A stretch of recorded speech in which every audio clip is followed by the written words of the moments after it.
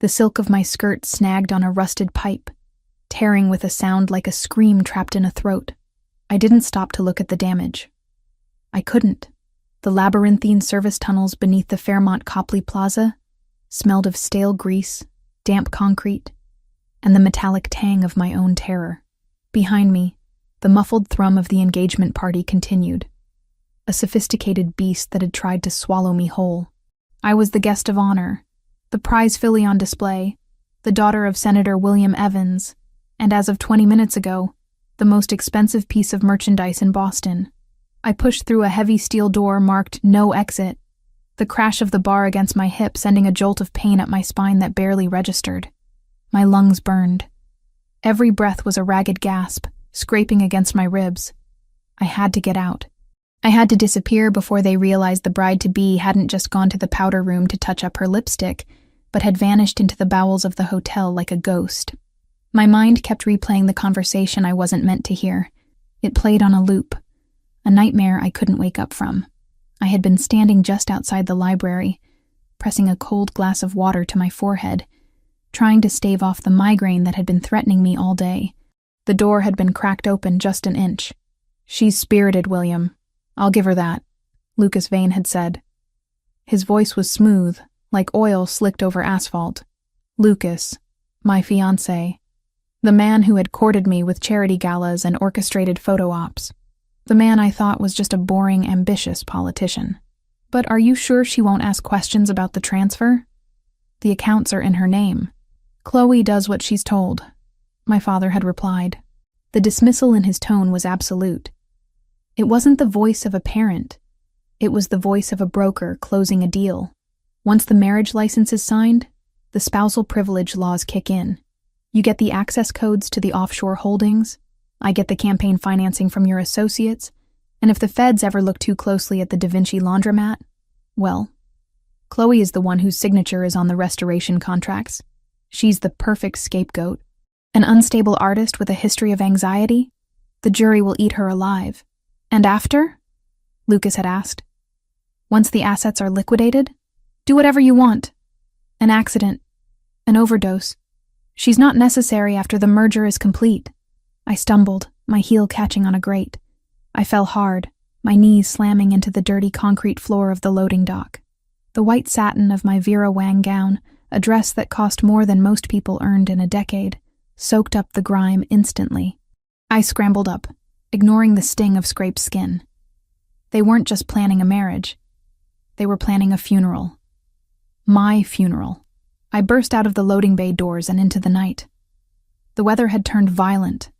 A storm had been threatening all afternoon, and now it unleashed its fury upon the city. The wind hit me like a physical blow, icy and merciless. It wasn't just rain. It was a deluge that turned the world into a blur of gray and black. Within seconds, the heavy satin of my dress became a lead weight, dragging me down, clinging to my legs like drowning hands. My hair, pinned up in an intricate chignon with diamond-studded pins, began to collapse, wet strands plastering themselves against my face, blinding me. I kicked off my heels. They were useless now. I ran barefoot onto the asphalt, the rough surface biting into my soles, but the pain was grounding. It was real. The champagne-soaked lie back in the ballroom was the dream. This cold, hard pavement was the reality. I couldn't go to the police. My father controlled half the precinct, and Lucas owned the other half. I couldn't go to my apartment. It would be the first place they looked. I had no phone, no wallet, no ID. Everything was in the clutch I had left at the table. I was a ghost in a wedding dress, sprinting through the back alleys of Boston with nothing but the adrenaline pumping through my veins. Headlights swept across the brick wall to my left. Panic, sharp and electric, surged through me. I threw myself behind a dumpster that smelled of rotting fish and garbage. A black SUV rolled past slowly, prowling. It wasn't a police car. It was an unmarked Escalade with tinted windows. The kind of car that didn't exist on official records. I pressed a hand over my mouth to stifle the sob clawing its way up my throat. They were already hunting. I waited until the taillights faded around the corner before I moved. I needed cover. I needed a place where the senator's influence was weak. a place where the neatly manicured laws of Beacon Hill didn't apply. Instinct, primal and desperate, pulled me toward the north end, the old Italian district. The streets there were narrow, a tangled knot of history and secrets where a limousine couldn't fit, and where shadows were deep enough to hide a woman in white. I ran until my chest felt like it was filled with broken glass. I didn't know how long I had been moving. 10 minutes, an hour? Time had dissolved into the rhythm of my feet slapping against wet cobblestones. The architecture changed around me. The glass and steel of the financial district gave way to red brick, iron fire escapes, and the smell of basil and rain-slicked granite. My vision was spotting. The cold was seeping into my bones, making my teeth chatter so hard my jaw ached. I turned down a narrow street, Hanover, then took a sharp left into a dimmer, quieter alley. I needed to get indoors. Hypothermia was going to kill me before Lucas did if I stayed out here. I looked up at the building in front of me. It was a townhouse, imposing and stoic, built from dark brick that seemed to swallow the light. I recognized the ironwork on the gate. Years ago, before the funding was cut, this building had housed a private archive of Renaissance art restoration techniques. I used to come here as a student to study pigment compositions. I remembered the heavy oak door. I remembered there was a side entrance that used to be left unlocked for the delivery trucks. It was a desperate, stupid hope. The archive had closed 3 years ago. It was likely a private residence now, or gutted and empty, but I had nowhere else. I stumbled up the 3 stone steps, my bare feet slipping on the wet slate. I reached for the handle. Locked. Of course it was locked. Tears, hot and frustrated, finally spilled over, mixing with the rain on my cheeks. I leaned my forehead against the wood, shivering violently. Please, I whispered to the universe, to God, to anyone listening. Please don't let this be the end. Then I heard it. The distinctive, aggressive hum of an engine turning into the alley. I whipped my head around. The black SUV had found me. It crawled toward me like a shark scenting blood in the water. The high beams blinded me, pinning me against the door like an insect on a display board. Terror replaced exhaustion. I pounded on the door with my fist. Open up! I screamed, my voice cracking. Please, help me! The car doors opened. Men stepped out. Not police, not security. These men wore leather jackets and moved with a predatory synchronization that spoke of violence as a profession. I saw the glint of metal in the hand of the lead man. A pistol, held low against his thigh. They weren't here to retrieve a bride. They were here to erase a problem. I hammered on the wood again, harder, until my knuckles bruised. Help! Is anyone there? Please! I heard the heavy click of a deadbolt sliding back. The door swung inward. I didn't wait for an invitation. I practically fell across the threshold, collapsing onto a foyer floor made of polished hardwood. Warmth washed over me, the smell of burning oak, old paper, and something deeper, darker, like sandalwood and tobacco. I scrambled backward, crab-walking until my back hit the wall, clutching the ruined bodice of my dress to my chest. I looked up. The man standing there was not the elderly archivist I remembered. He was a mountain of a man, framing the doorway with shoulders that strained against a white dress shirt. The shirt was unbuttoned at the collar, revealing the column of a thick, strong neck. His sleeves were rolled up to his elbows, exposing forearms corded with muscle and dusted with dark hair. In one hand, he held a tumbler of amber liquid. In the other, hidden partially behind the doorframe, was a gun, matte black, steady. He looked down at me. His eyes were dark, almost black in the dim light of the hallway, set beneath brows that were currently drawn together in calculation, not concern. He didn't look shocked to find a half-drowned bride on his doorstep. He looked annoyed. I choked out, water dripping from my hair into my eyes. They're going to kill me. He didn't answer. He looked past me, out into the rain. The sound of boots crunching on gravel echoed from the street. The men from the SUV were approaching. Hey, one of them shouted, his accent thick, guttural. That's our girl. Send her out and we walk away. The man in the doorway didn't flinch. He didn't even put down his drink. He stepped forward, crossing the threshold onto the small porch, placing himself between me and the encroaching darkness. He moved with a lethargic grace that was more terrifying than any sudden movement could have been. It was the confidence of an apex predator who knew exactly where he stood on the food chain. I huddled deeper into the shadows of the hallway, peering around his leg. There were 4 of them. They looked big, mean, and ready to tear this house apart. "You're lost," the man in the doorway said. His voice was a low rumble, a baritone that vibrated through the floorboards and into my shivering body. It wasn't a question. "We're not lost, pal," the leader of the mercenaries sneered, stepping into the halo of the porch light. He raised his gun slightly. "We're cleaning up a mess. The girl belongs to Senator Evans. We have instructions to retrieve her. Give her to us, and you don't have to deal with the fallout." The man took a slow sip of his whiskey. He swallowed, the movement of his throat hypnotic in the tension. "You must be new to Boston," he said, his tone conversational, bored even. "Or you would know that this house sits on Ravellini ground." The air in the alley seemed to freeze. Even I, sheltered in the suburbs and art galleries, knew that name. Ravellini, the family that ran the North End, the family that the police didn't touch, that the politicians didn't cross without permission. The mercenary leader hesitated, his gun lowered an inch. "We have a contract, and I have a headache," the man replied. "You stepped onto my property. You threatened a guest on my doorstep. In my world, that's not a contract dispute. That's a death wish." He didn't shout. He didn't posture. He simply existed with such absolute, suffocating authority that the violence in the air shifted. It wasn't directed at me anymore. It was radiating from him. "Turn around," he commanded softly. "Get back in your cheap car. Drive until you cross the city line. If I see your taillights in 5 seconds, I won't paint this street with your brains." The mercenary locked eyes with him. It was a test of will, a silent measurement of lethality. The mercenary blinked first. He cursed in a language I didn't recognize, Albanian maybe, and signaled to his men. They holstered their weapons, their body language shifting from aggression to survival. "This isn't over," the mercenary spat, backing away. "It is for you," the man said. He waited. He watched as they piled back into the SUV. He watched as the engine roared to life, and the vehicle reversed aggressively out of the alley, tires screeching on the wet stone. Only when the street was empty again did he turn back to me.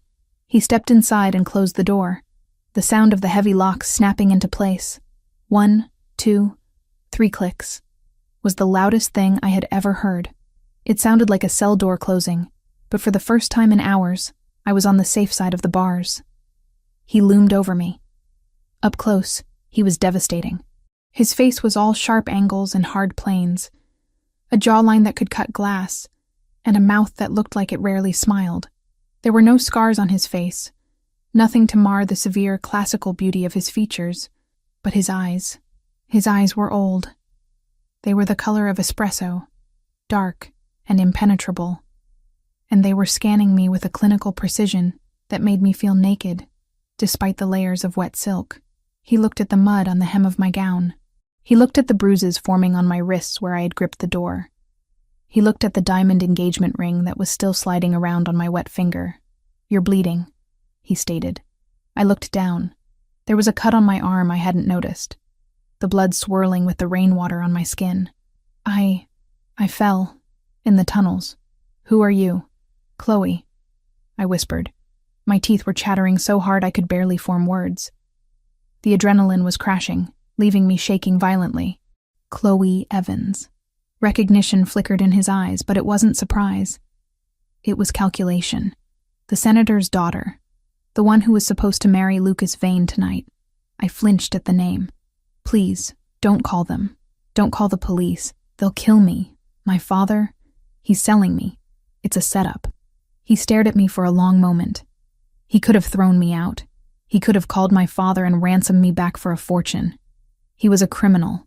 I knew what the Ravellini family was. They were monsters. But looking at him, I didn't see a monster. I saw a fortress. He set his whiskey glass down on a side table. He didn't offer me a hand to get up. Instead, he reached for a thick, dark towel that was hanging on a coat rack nearby. He dropped it onto my head. It was heavy, warm, and smelled like him. "Stand up, Chloe," he ordered. I struggled to my feet, my legs wobbling. The wet dress weighed 50 pounds. I clutched the towel around my shoulders, shivering. "Are you going to send me back?" He stepped closer. He was so tall I had to crane my neck to look him in the eye.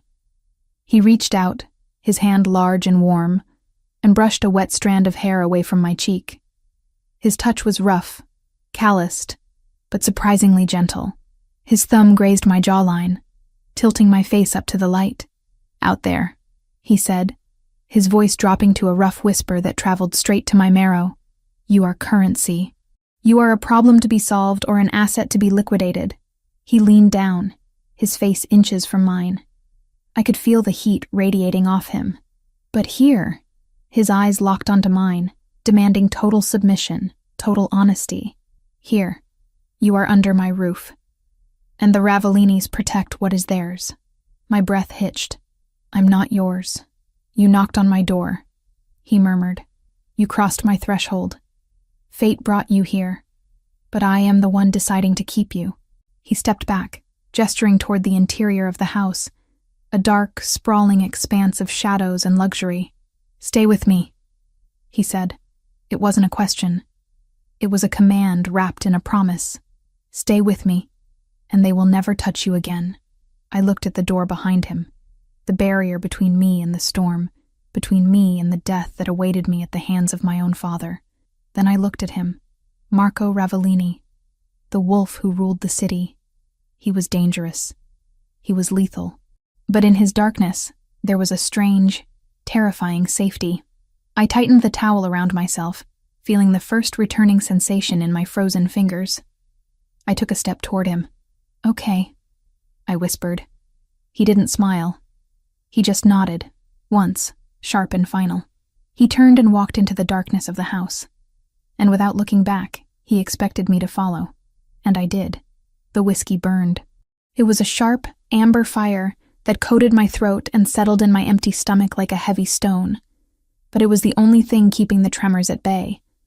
I sat in a high-backed leather wing chair that probably cost more than my entire tuition at the Restoration Institute, clutching the crystal tumbler with both hands. The library of the townhouse was vast, a cathedral of dark mahogany and shadows, illuminated only by the dying embers in the fireplace and a single brass lamp on the desk. Marco Ravellini stood by the window. He hadn't moved for 5 minutes. He was watching the street, his back to me, a silhouette of broad shoulders and coiled tension. He had discarded his jacket, and the white dress shirt stretched across his back as he crossed his arms. He hadn't asked me if I was cold. He hadn't asked me if I was hungry. He was letting me stew in the silence, waiting to see if I would crack. "My father isn't going to stop," I said. My voice sounded foreign to my own ears, raspy, hollow, stripped of the polite cadence I had been trained to use at political fundraisers. "He has the entire Boston PD in his pocket. If you think the Ravellini name is enough to keep him away forever, you don't know William Evans." Marco turned slowly. The movement was fluid, predatory. He walked to the desk, poured himself another drink, and leaned against the heavy wood, crossing his ankles. He looked at me over the rim of his glass, his dark eyes unreadable.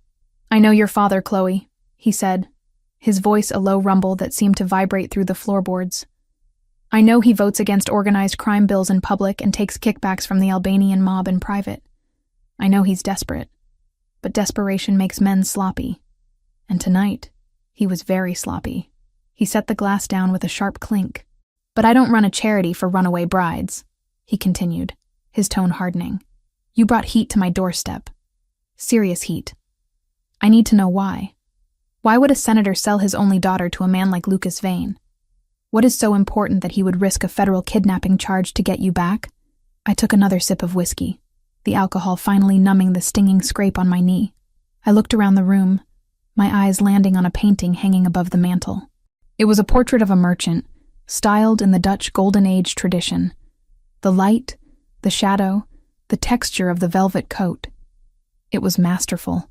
"That Vermeer," I said, pointing a trembling finger at the canvas. Marco glanced at it, a flicker of surprise breaking his stoic mask. "What about it?" "It's a fake," I stated flatly. He raised an eyebrow. I paid $3 million for that at a private auction in Zurich. It has papers of authentication from the Rijksmuseum. The papers are forged, I said, the professional part of my brain taking over, pushing the fear aside. Look at the craquelure near the hands. The cracks are too uniform. They fan out in a spiderweb pattern that suggests rapid thermal expansion. That canvas wasn't aged by 400 years of Dutch air. It was baked in a convection oven in a basement in New Jersey about 10 years ago. And the blue pigment on the coat, it's synthetic ultramarine. Vermeer used crushed lapis lazuli. The light refraction is completely different. Marco stared at the painting, then back at me. A corner of his mouth ticked up. It wasn't a smile, not really. It was an acknowledgement. Go on, he said. That's what I do, I told him, meeting his gaze. I'm a restorer. I specialize in provenance and layer analysis. My father, he owns a gallery. The Evans Collection. It's a front. For years he's been having me restore works of art. He brings me pieces, tells me they need cleaning or relining. I didn't ask questions. I was just happy he was paying attention to me, happy to be useful. I swallowed hard, the bile rising in my throat. I wasn't restoring them, Marco. I was preparing them. He and Lucas, they use the paintings to transport information. Microfilms, digital drives, bearer bonds, hidden between the original canvas and the lining, or buried under layers of new gesso and overpaint. They ship the art internationally for exhibitions. It bypasses customs. No one scans a 16th century masterpiece for data smuggling. Marco went still. The air in the room shifted, becoming heavier, charged with a sudden, lethal intensity. He understood. He wasn't just a thug with a gun. He was a strategist. He saw the board. And tonight? He asked softly. I overheard them. I whispered. I wasn't supposed to be there. They were discussing the merger. My marriage to Lucas wasn't about politics. It was about consolidating the assets. Once I signed the marriage license, spousal privilege would prevent me from testifying if the feds ever found out. And once the transfer was complete, once the Da Vinci Project was fully laundered, you become a loose end, Marco finished. They were going to kill me, I said, the words tasting like ash. An overdose. An accident. It didn't matter. I was just the packaging for the deal. Marco pushed off the desk and walked toward me. He stopped inches from my chair, invading my space, forcing me to look up at him. He didn't touch me, but his presence was overwhelming. He smelled of rain and violence. Do you know which paintings? He asked. I know all of them, I said, my voice gaining strength. I know the chemical composition of the solvents needed to strip the layers without destroying the evidence. I know the shipping schedules. I know where the bodies are buried, Marco, because I'm the one who unwittingly dug the graves. I stood up. My legs were shaky, but I locked my knees. I wouldn't cower. Not anymore. I was done being a victim. You want to hurt Lucas Vane? I asked. You want to cripple my father's operation? I can give you the map. I can decode every single piece of art they have. And what do you want in return? I want to live, I said. And I want to burn their world down. Marco studied me for a long moment. He looked at my ruined dress, my wet hair, the fire in my eyes that mirrored his own. He reached out and took the empty glass from my hand, setting it aside on a bookshelf. Deal, he said. There was no contract, no handshake, just that single word, heavy with obligation. Pack your things, he said, turning toward the door. Then he paused. Wait, you don't have things. We're leaving. Now. Leaving? I asked, panic flaring again. Where? This townhouse is burned, Marco explained, checking the magazine of his pistol before sliding it back into his holster. Your father knows you're in the North End. He won't strike tonight because he's scared of a war. But by morning, he'll have a judge sign a warrant. We're going to the main estate, my territory, the only place in Massachusetts where a senator's badge means nothing. He didn't grab my arm. He didn't push me. He opened the door and waited. It was a choice. I could walk out into the rain and take my chances, or I could walk with him into the belly of the beast. I walked with him. The drive was a blur of rain-streaked windows and silence. We took a different car, a heavy armored sedan that felt more like a tank than a luxury vehicle. Marco drove with one hand on the wheel, his eyes constantly checking the mirrors. He didn't turn on the radio. He didn't try to make small talk. I sat in the passenger seat, watching the city fade away. The skyscrapers of Boston gave way to the winding, dark roads of the North Shore. I should have been terrified. I was sitting next to the capo of the Ravellini crime family, a man rumored to have killed people with his bare hands. But looking at his profile in the dashboard lights, the sharp nose, the set jaw, the focus, I felt a strange, jarring sense of calm. For the first time in my life, the person beside me wasn't trying to manipulate me. He was just guarding the perimeter. We pulled up to iron gates that were easily 12 feet high. They swung open automatically as the car approached, revealing a long, winding driveway lined with ancient oaks. The Ravellini estate wasn't a house. It was a fortress masked as a mansion. Stone walls, slate roof, security cameras blinking red in the darkness of the trees. Marco parked in front of the main entrance. Men in dark suits materialized from the shadows before the engine even cut out. They weren't the disorganized thugs my father hired. These men were disciplined. They nodded to Marco with deference. "Boss," one of them said, opening Marco's door. He glanced at me, his expression impassive. "Is this the package?" Marco stepped out and walked around to my side. He opened my door before I could reach the handle. "She is not a package, Dante. She is a guest. Alert the perimeter team. We go to condition red. No one enters or leaves without my direct verbal authorization. If you see a badge, you lock the gates. If they try to breach, you hold the line." "Understood," Dante said, his eyes widening slightly at the escalation. Marco led me inside. The foyer was breathtaking. Black and white marble floors, a double staircase, a chandelier that looked like a cascade of frozen tears. But I didn't have time to admire the architecture. "The kitchen is through there," Marco said, pointing. "Get some food. Real food, not those canapes you were starving on." "Then go to the study. Second door on the left." "I'm not hungry," I lied. "You're running on adrenaline and whiskey," he corrected me. "You eat. That's an order. I need you sharp, not fainting." He didn't wait for an argument. He turned and marched up the stairs, barking orders into a cell phone he had pulled from his pocket. 20 minutes later, I walked into the study. I had forced down a sandwich made by a silent, efficient housekeeper, and the sugar from the bread was finally clearing the fog in my brain. The study was the nerve center of the house. Screens covered one wall, displaying security feeds and stock market tickers. Marco was there, standing in front of a massive flat-screen television tuned to a national news network. He had changed his shirt, putting on a fresh black button-down, but he hadn't rolled down the sleeves. "Look at this," he said, his voice dangerously quiet. I looked at the screen. My stomach dropped. It was a press conference. My father, Senator Evans, was standing at a podium, looking disheveled and distraught. A perfect performance. Lucas Vane stood beside him, looking grim and supportive. "My daughter, Chloe, has been struggling with severe mental health issues for some time," my father was saying, wiping a non-existent tear from his eye. "The stress of the wedding. It caused a psychotic break. We believe she has been lured away by a dangerous criminal element who is taking advantage of her fragile state. She is not herself. She is confused, paranoid, and in need of immediate medical attention." The camera zoomed in on Lucas. "We just want Chloe home," Lucas said, looking directly into the lens.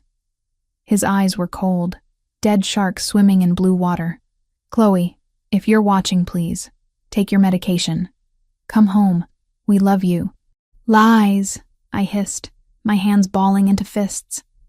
Every word. "I don't take medication. I've never had a break." "They're setting the narrative," Marco said. "They're delegitimizing anything you say before you even say it. If you go to the press now, you're just the crazy girl ranting about conspiracies." On the screen, a reporter asked a question. "Senator, are there any leads on who she might be with?" "We have reason to believe she is being held against her will by Marco Ravellini," my father said, his voice trembling with fake rage. "A known crime boss. Let me be clear. If anything happens to my daughter, If a single hair on her head is harmed, I will bring the full force of the United States government down on his head. There will be no trial. There will be war. Marco didn't speak. He picked up a heavy crystal ashtray from the coffee table. He didn't throw it with wild anger. He threw it with terrifying precision. The heavy glass smashed into the center of the 80-inch screen. The TV exploded in a shower of sparks and plastic shards. The image of my father's lying face distorted, fractured, and then died into blackness. Silence rang in the room. Marco turned to me. His chest was heaving slightly, the only sign of the fury burning inside him. He thinks he can threaten me in my own city, Marco said, his voice low. He thinks he can use you as a shield. He walked over to a large oak table in the center of the room. He swept a pile of maps and ledgers onto the floor with a violent swipe of his arm. Come here, he commanded. I walked to the table. You said you have a map, Marco said, placing his hands flat on the wood. You said you know the operation. I do. Draw it, he said. He grabbed a tablet from a side table and slid it toward me. Right now. Show me everything. Where are the paintings? Who are the buyers? What is the timeline? I picked up the stylus. My hand hovered over the digital screen. This was it. The point of no return. Once I wrote this down, I was an accomplice. I was betraying my blood. I was declaring war on my father. I looked at Marco.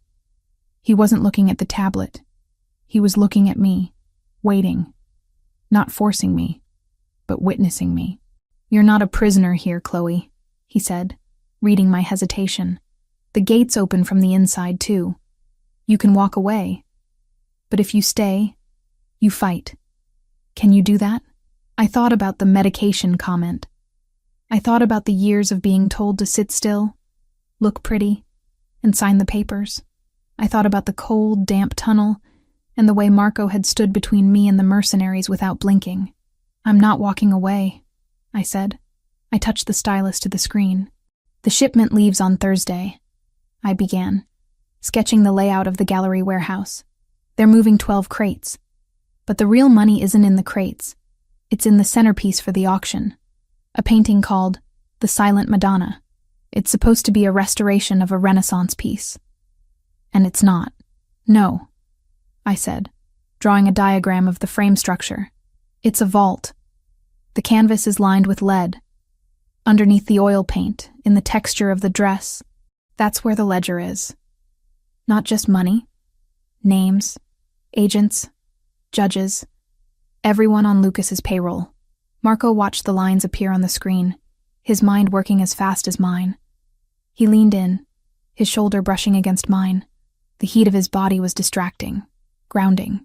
If we get that painting, Marco murmured, we don't just stop the money, we own them. Yes, I said, but it's heavily guarded. It's at the Lombra Gallery, underground, high security. I don't care if it's in the Vatican, Marco said, straightening up.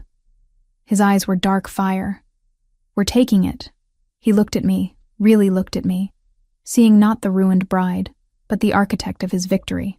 You need clothes, he said abruptly, the intensity shifting from war back to logistics. You can't plan a heist in a wedding dress. I don't have anything. I'll have my sister send things over in the morning. For now. He walked to a closet in the corner of the room and pulled out a black t-shirt and a pair of gray sweatpants. He tossed them to me. Wear these. The guest suite is next to mine. Try to sleep. I caught the clothes, clutching them to my chest. Marco? He paused at the door. What?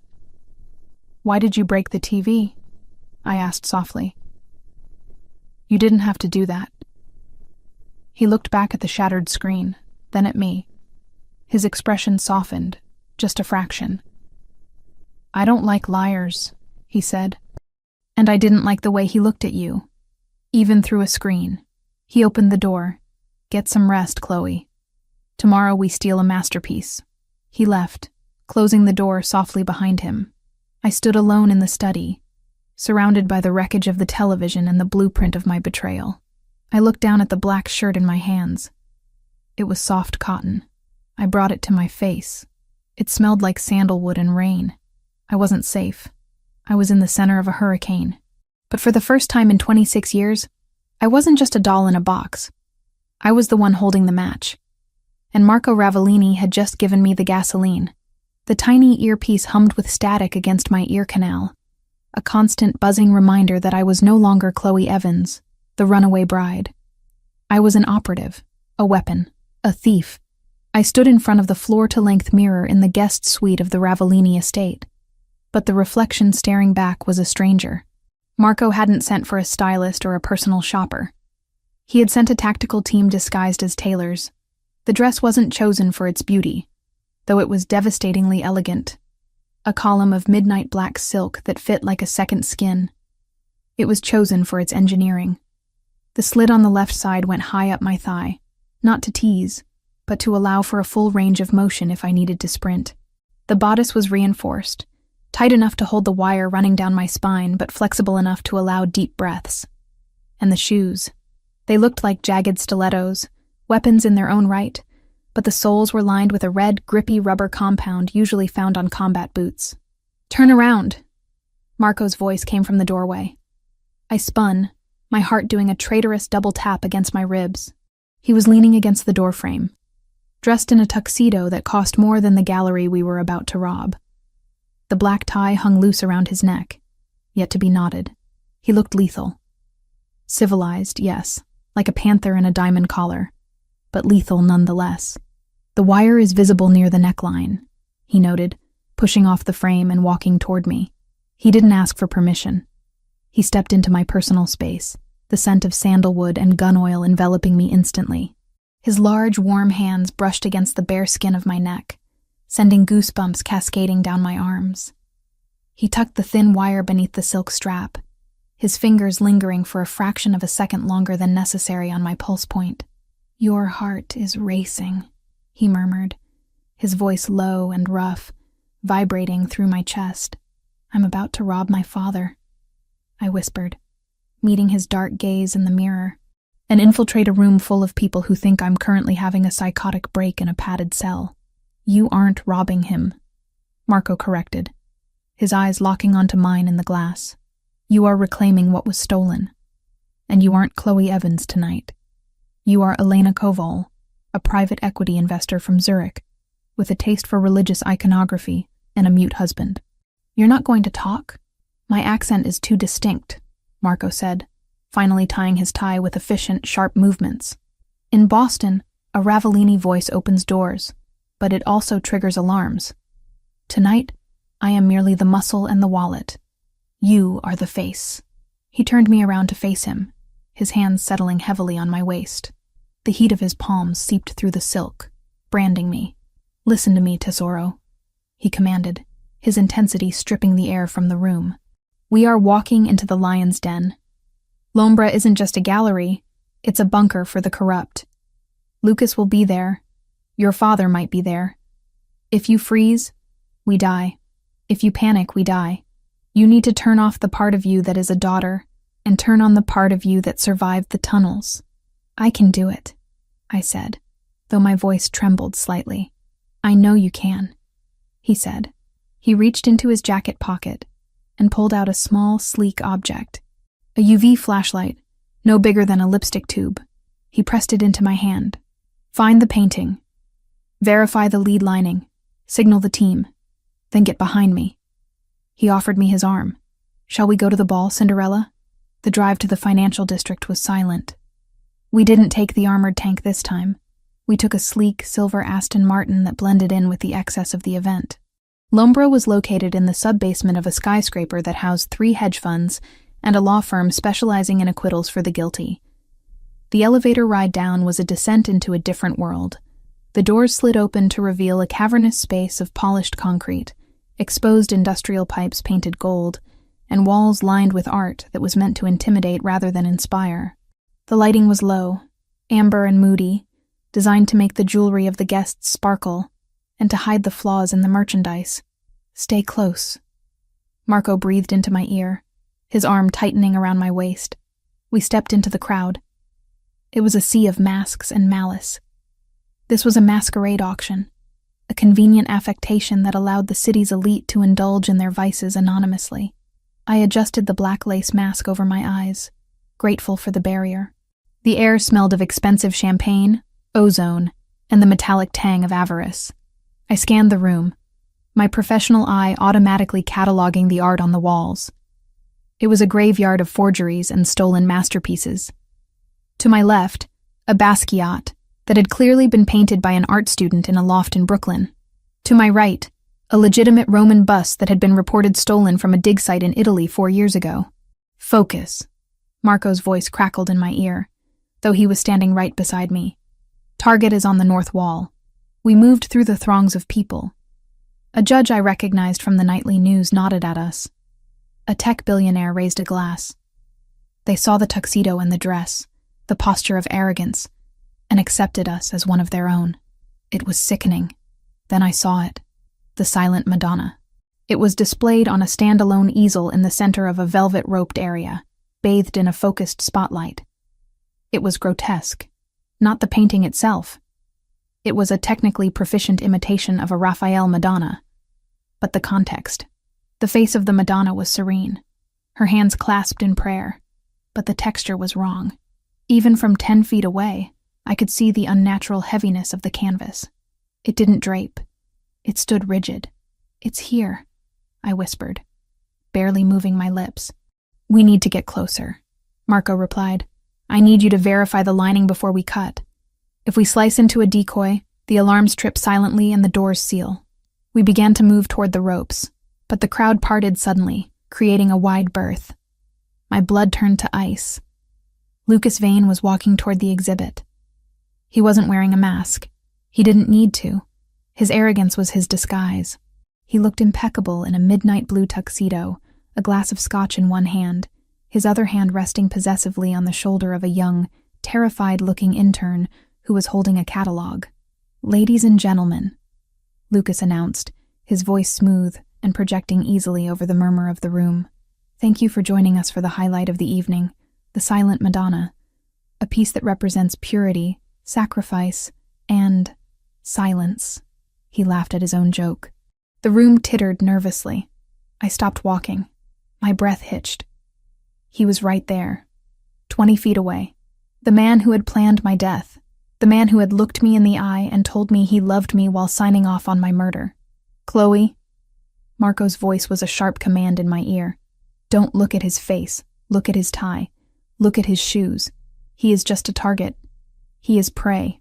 Marco's hand slid from my waist to the small of my back, his thumb pressing hard into my spine, grounding me. The pain was sharp and necessary. It pulled me back from the precipice of panic. "I'm okay," I breathed. "He's distracted," Marco noted. "He's preening. Move to the left flank. Use the sculpture for cover."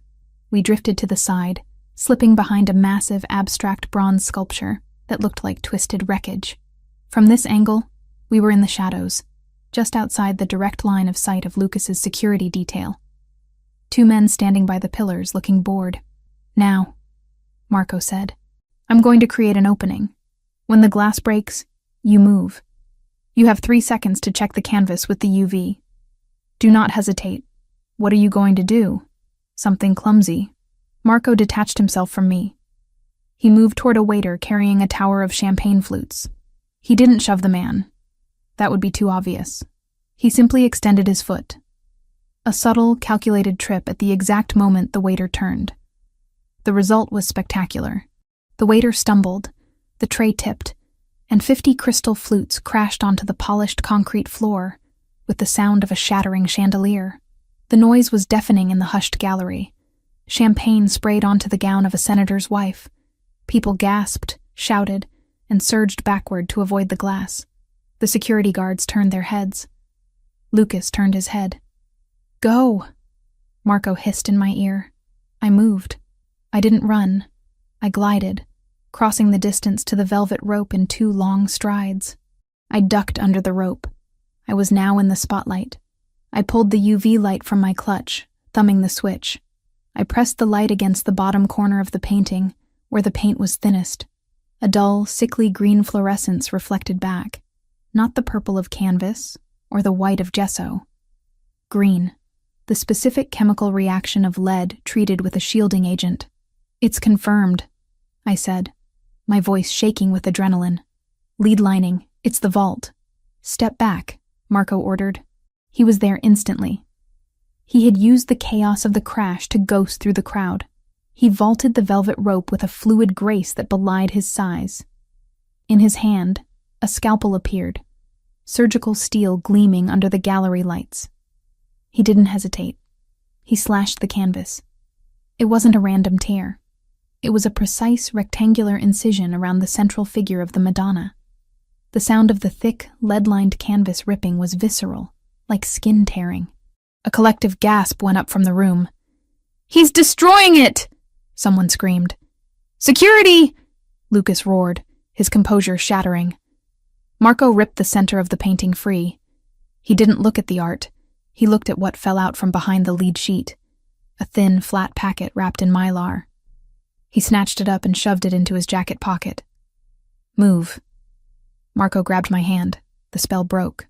The security guards drew their weapons, tasers and batons. Guns were too risky in a crowd of donors, and charged. "Kitchen!" Marco shouted, pulling me toward the service doors to the right of the exhibit. We sprinted. My heels slammed against the concrete, the red grip soles doing their job. We hit the double swinging doors of the kitchen just as the first taser prong whizzed past my ear, embedding itself in the doorframe with a spark. The kitchen was a labyrinth of stainless steel, steam, and shouting chefs. We burst through, startling a line of cooks plating appetizers. "Out of the way!" Marco roared, his voice booming over the clatter of pots. We wove through the prep stations. The exit was at the far end, past the dishwashing pit. But as we rounded the corner, the rear exit door burst open. 2 men in suits blocked the way. These weren't gallery security. These were professionals. Evan's personal detail. "Nowhere to go, Ravellini," the larger one snarled, snapping an extendable baton. Marco didn't slow down. He didn't even pause to negotiate. He released my hand. "Get the door code," he ordered me. "I'll handle the trash." I scrambled toward the keypad next to the locked loading dock door. The red light blinked mockingly. I needed a 4-digit PIN.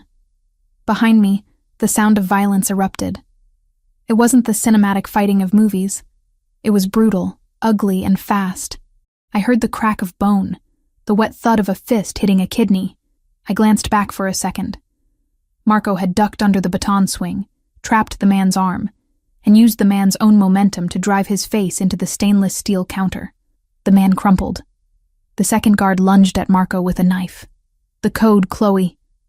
Marco grunted, dodging the blade by an inch. "Think, what does your father love?" My mind raced. My birthday? No, he barely remembered it. His anniversary? No. The date he was elected? Too public.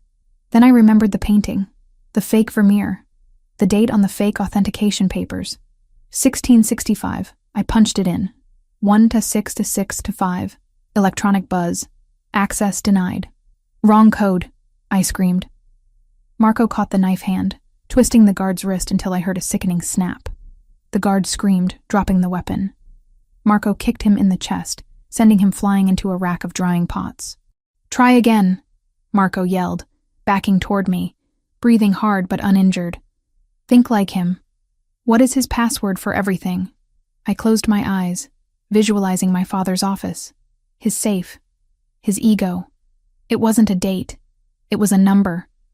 The number of votes he won by in his first landslide victory. The number he bragged about at every dinner party.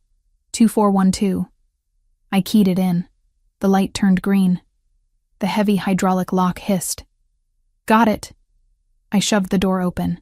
Rain and cold night air blasted into the hot kitchen. We spilled out onto the loading dock. The alley was dark, slick with oil and water. "Where's the car?" I gasped, looking around.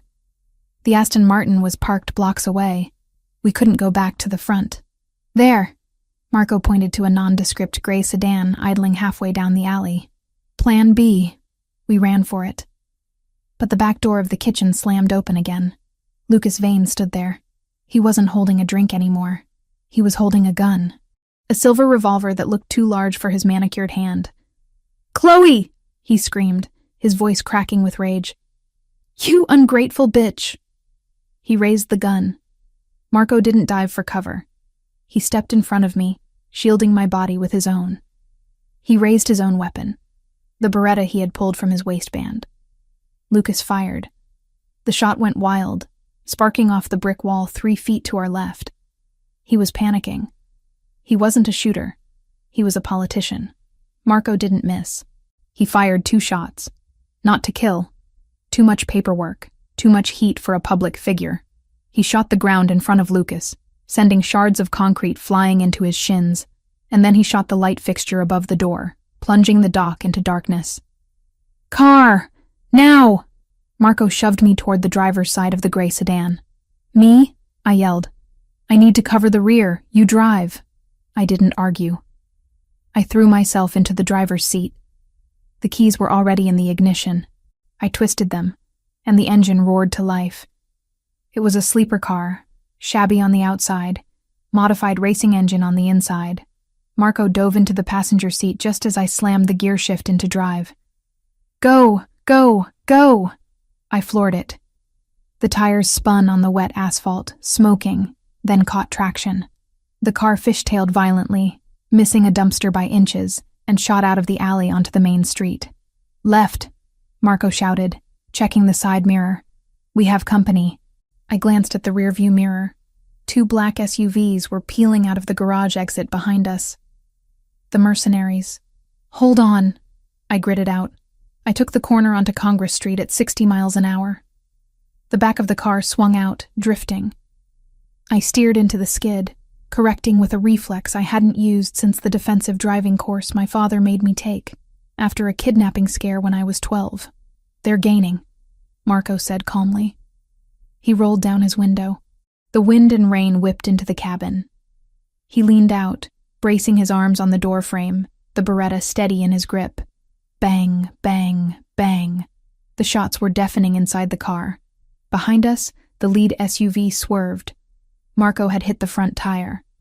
The massive vehicle lost control, hydroplaning across the lanes and slamming into a parked delivery truck with a crunch of metal that vibrated through my steering wheel. "One down," Marco said, pulling back inside and rolling up the window. He looked at me. There was no fear in his eyes. There was something else. A wild, electric approval. "You drive like a getaway driver," he noted, sounding almost impressed. "I learned to drive so I could run away from him," I said, my knuckles white on the wheel. I just never had a place to run to until tonight. We sped through the red light at the intersection, leaving the chaos of the financial district behind. The adrenaline was starting to shake my hands, but the car was steady. "Where are we going?" I asked, my breathing ragged. "The estate?" "No," Marco said, checking the packet he had stolen from the painting. He tucked it safely into the glove compartment.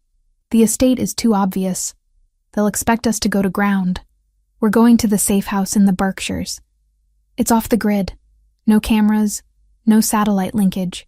He reached over and placed his hand on my thigh, his thumb rubbing soothing circles against the tense muscle.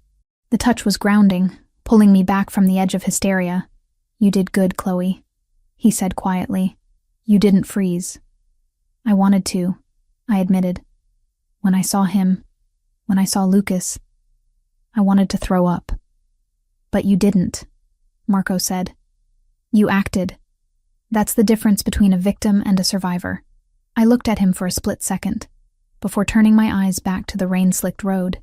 He was right. I had walked into the lion's den. I had looked the monster in the face, and I had stolen his prize. "The painting?" I asked. "What's in the packet?" Marco opened the glove box and pulled out the mylar envelope. He ripped it open. Inside wasn't money. It wasn't a ledger. It was a stack of transparent films, microdots. "It's not just names," Marco said, holding one up to the passing streetlights. "These are schematics, blueprints." "For what?" "For a building," Marco said, his voice turning ice cold. "A federal building. Chloe, they aren't just laundering money. They're selling infrastructure vulnerabilities to foreign cells. This isn't corruption. This is treason." The weight of what we had just done settled over us. We hadn't just robbed a gallery. We had just intercepted an act of war. They won't stop hunting us now, I whispered. They can't. Good, Marco said, racking the slide of his empty gun to reload a fresh magazine. Because I'm tired of running. He looked at me, his eyes dark and promising violence. Let them come, he said. We'll be waiting. I pressed the accelerator harder, the engine growling in response. The city lights faded into the rearview mirror, replaced by the encroaching darkness of the highway. I wasn't the senator's daughter anymore. I wasn't the runaway bride. I was the driver of the getaway car, and for the first time in my life, I was choosing the direction. The gray sedan crunched over gravel and dead leaves, the headlights cutting through the relentless curtain of rain that had followed us all the way from Boston to the Berkshires. We were miles from civilization, deep in a forest that felt ancient and indifferent to the violence we had just escaped. The safe house wasn't a cabin. It was a bunker dressed up in cedar and stone, squatting low against the earth as if trying to hide from the sky itself. Marco killed the engine. The silence that followed was heavy, ringing in my ears after hours of the roaring engine and the phantom echo of gunshots. We're clear, he said, his voice rougher than usual. I looked over at him in the dim light of the dashboard. He was gripping the steering wheel so hard his knuckles were white. But it wasn't anger. It was pain. His left arm was held rigid against his side, and a dark stain was spreading across the sleeve of his tuxedo jacket, turning the expensive fabric slick and black. You're losing blood, I said, my voice snapping into the clinical tone I used when assessing a damaged canvas. Panic was a luxury I couldn't afford. Not when the only thing standing between me and a shallow grave was currently bleeding out in the driver's seat. It's a scratch, Marco grunted, opening his door. Grab the packet from the glove box. It's not a scratch, Marco. You took a knife meant for my throat. He didn't argue. He stepped out into the rain, moving with a stiff, guarded gait that terrified me more than if he had collapsed. Marco Ravellini was a force of nature. Seeing him vulnerable felt like watching a mountain crack. I grabbed the stolen microdots, shoved them into my pocket, and followed him. The interior of the house was cold, smelling of stale air and pine. Marco punched a code into a keypad by the door, and the security lights flickered on, revealing a space that was utilitarian and stark. Leather furniture, bare walls, a kitchen that looked like it had never been used. There were no personal touches, no photos, no life. This was a place people came to survive, not to live. Marco walked straight to the kitchen island and leaned heavily against the granite counter. He hissed a breath through his teeth, his face paling beneath the tan. First aid kit, I demanded, throwing my wet jacket onto a bar stool. Where is it? Bathroom. Under the sink, he managed to say, his eyes closing for a brief second. I ran. I didn't just walk. I sprinted to the bathroom, falling to my knees to wrench open the cabinet. It wasn't a standard drugstore kit. It was a trauma bag. Suture kits, coagulants, morphine, sterilized scalpels. The tools of his trade. I grabbed the bag and a bottle of rubbing alcohol and ran back. Marco had managed to peel off his jacket. His white dress shirt was ruined, the entire left sleeve saturated with blood. He was trying to undo the buttons with one hand, his fingers clumsy and shaking slightly. Stop, I ordered, moving into his space. Let me. He looked at me, his dark eyes hazy with pain but still sharp with that intense, unnerving focus. He dropped his hand. I stepped between his legs, my fingers working quickly to undo the buttons. I peeled the wet, bloody cotton away from his skin, wincing as the fabric stuck to the wound. The gash was ugly, a jagged slice running 4 inches down his bicep, deep enough that I could see the red rawness of the muscle beneath the subcutaneous layer. It was bleeding sluggishly now, but it was wide and angry. This needs stitches, I said, examining it with the same detachment I used for a torn Renaissance tapestry, and it needs to be cleaned. It's going to hurt. Do it, Marco said. He gripped the edge of the granite counter with his good hand, his biceps flexing as he braced himself. I washed my hands, snapped on a pair of latex gloves from the kit, and poured the alcohol over the wound. Marco didn't scream. He didn't even groan. His jaw clamped shut so hard I saw a muscle feather in his cheek, and a sharp intake of breath hissed through his nose. His body went rigid, hard as stone against my hip, but he didn't pull away. "Breathe," I whispered, dabbing the wound with sterile gauze. "You have to breathe, Marco." "I'm fine," he ground out. "You're a terrible liar." I threaded the suture needle. My hands, which had been trembling on the steering wheel an hour ago, were now perfectly steady. This was mechanics. This was repair. I knew how to stitch canvas to hold for centuries. Skin wasn't so different. "I need you to stay still. If you move, the scarring will be worse." "I don't care about scars," he murmured, watching my face instead of his arm. "I do," I said softly. "I spend my life removing them from things that are beautiful. I pierce the skin." He flinched. Just a microscopic tremor, but held his ground. I worked methodically, tying off each knot with precision. The silence in the room was intimate, heavy with the sound of the rain drumming on the roof and our synchronized breathing. "Why do you do this?" I asked, needing to fill the silence, needing to distract him from the needle sliding through his flesh. "The crime, the violence. You aren't like the thugs my father hires. You're educated. You have an eye for art. You could have been anything." Marco watched my hands. "I wasn't the heir," he said, his voice straining as I tightened a stitch. "My brother, Santino, he was the golden child. He was being groomed to take over, to legitimize the family. I was the spare. I went to university. I studied architecture." I looked up, surprised. "Architecture?" "I wanted to build things," he said, a ghost of a smile touching his lips, bitter and fleeting. "Structures that lasted, things that couldn't be corrupted." "What happened?" "Santino was soft," Marco said, his face hardening. "He thought he could negotiate with wolves like the Albanians. He thought honor meant something to them. They killed him 6 years ago. My father, he broke. He couldn't lead. Someone had to step in. Someone had to burn the wolves to keep the pack safe. I tied off the final stitch and snipped the thread. So you became the monster to fight the monsters." "I became what was necessary," he corrected. He looked at the neat row of black sutures on his arm. "Just like you became the perfect daughter to survive the senator." I stripped off the gloves and threw them in the trash. I poured whiskey onto a clean cloth and wiped the blood from around the wound, my touch gentler now that the work was done. "I wasn't a daughter," I said, my voice quiet. "I was an asset, a portfolio. My father didn't see me. He saw a merger opportunity. He saw a way to hide his sins." Marco reached out with his good hand. He caught my chin, tilting my face up until I was forced to look at him. The intensity in his eyes burned away the cold of the room. "I see you," he said. The air left my lungs. It wasn't a line. It wasn't a manipulation. It was a fact, stated with the same absolute certainty he used when he ordered men to die. "You didn't flinch in the gallery," he murmured, his thumb brushing over my lower lip. "You drove through a firefight. You just sewed me up without shaking. You aren't an asset, Chloe. You're a weapon he didn't know how to wield." "Marco, he wanted to sell you," he growled, the anger vibrating in his chest. "He wanted to give you to a man like Lucas Vane, who would have broken you just to see the pieces shine. The thought of him touching you, of anyone touching you." He didn't finish the sentence. He didn't have to. He pulled me closer, his hand sliding into the wet hair at the nape of my neck. The distance between us vanished.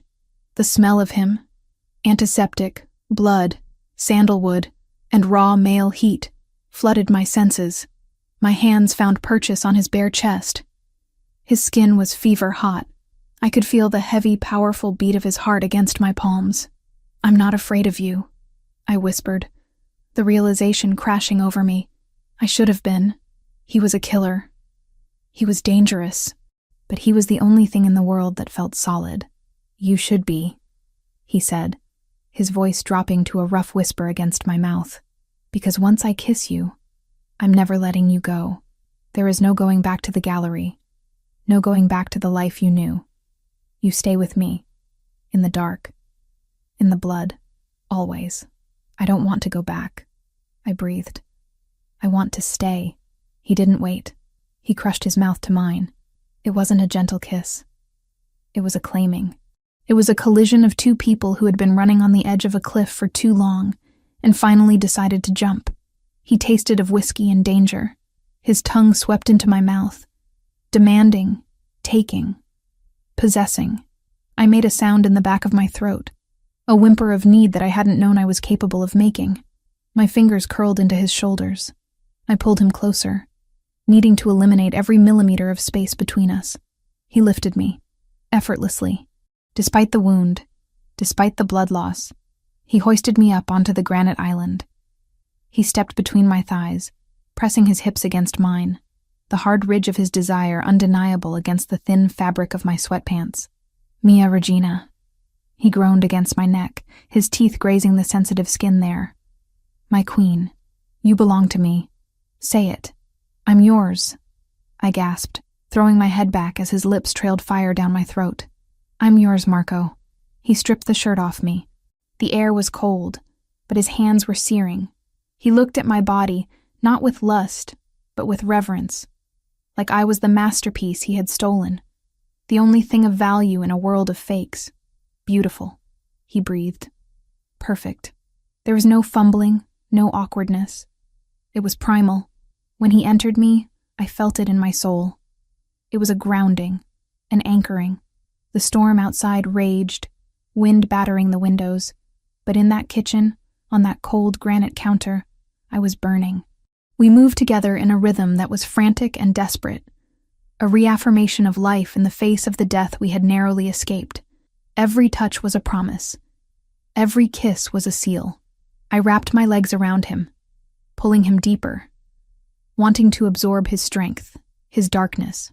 I wanted him to mark me, to change me, so that no matter what happened tomorrow, I would never be the same again. When the end came, it shattered me. I cried out his name, my body bowing off the counter, burying my face in the crook of his neck. He followed me seconds later, a guttural roar tearing from his throat as he poured himself into me. We stayed like that for a long time, tangled together, breathing hard, his forehead resting against mine. The adrenaline had faded, replaced by a heavy, languid exhaustion. But the fear was gone. I wasn't alone anymore. Eventually, Marco pulled back. He kissed my swollen lips, then my forehead. He didn't pull away emotionally. He just adjusted my shirt, covering me with a tenderness that made my chest ache. "Are you okay?" he asked, his voice rasping. "Yes," I said, and I meant it. He hopped off the counter and helped me down. His arm was bleeding again, a small spot of red blooming on the gauze, but he ignored it. "We need to see what we have," he said, the soldier returning to duty, but he kept his hand on my lower back, keeping me connected to him. We walked to the living area. Marco retrieved the packet of microdots from the table where I'd left them. He pulled a specialized laptop from a secure case under the sofa, a military-grade machine that looked like it could survive a bomb blast. He sat on the leather couch and pulled me down next to him. I leaned my head on his shoulder, watching the screen boot up. "It's old tech," Marco noted, holding one of the films up to the light. "Analog storage, smart. It can't be hacked remotely." He slipped the film into a specialized scanner attachment on the side of the laptop. The screen flickered, blue code cascading down the terminal. "Here we go," he muttered. An image appeared on the screen. It was a digital scan of the documents hidden in the painting. My heart hammered. This was it. The proof. But as the file opened, a red box flashed on the screen. "Encryption detected. Biometric key required." "Damn it," Marco cursed softly. "What?" I sat up. "What does it mean?" "It means the data is scrambled," Marco said, pointing to the chaotic jumble of characters on the screen. "Your father isn't an idiot. He didn't just hide the files. He locked them. See this algorithm? It's a dual-key system. We have the data, but we don't have the Rosetta Stone to read it." "Is it a password?" I asked. "A number?" "No." Marco shook his head, frustration tightening his jaw. "Look at the prompt. Insert physical token. It's a hardware key, a drive, a chip, something physical that completes the circuit." I closed my eyes. visualizing my father's office, his habits. He wears a necklace, I said slowly. A silver chain. He never takes it off. There's a pendant on it. It looks like a chess piece, a black rook. Marco looked at me. A rook? Yes. He told me it was a family heirloom. But the Evans family were farmers, Marco. They didn't have heirlooms. He touches it when he's nervous. He was holding it tonight during the press conference. That's it, Marco said. That's the key. The USB drive is inside the pendant. So we have the lock, I said, a cold dread settling in my stomach. But the key is around his neck, and he's surrounded by federal agents. We can't get to him, Marco admitted. Not without starting a war that levels half the city. If he's in federal custody, or even under their protection, he's untouchable. He reached for the remote control on the table and flicked on the small television mounted in the corner. Let's see what the narrative is. The news channel was live. The banner at the bottom of the screen was bright red. Breaking news. The reporter was standing outside the Lombra Gallery. Police lights strobed in the background, painting the wet street in chaotic flashes of blue and red.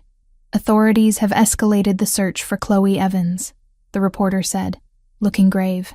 Following a violent altercation at a downtown gallery tonight, police have issued a federal warrant. My breath hitched.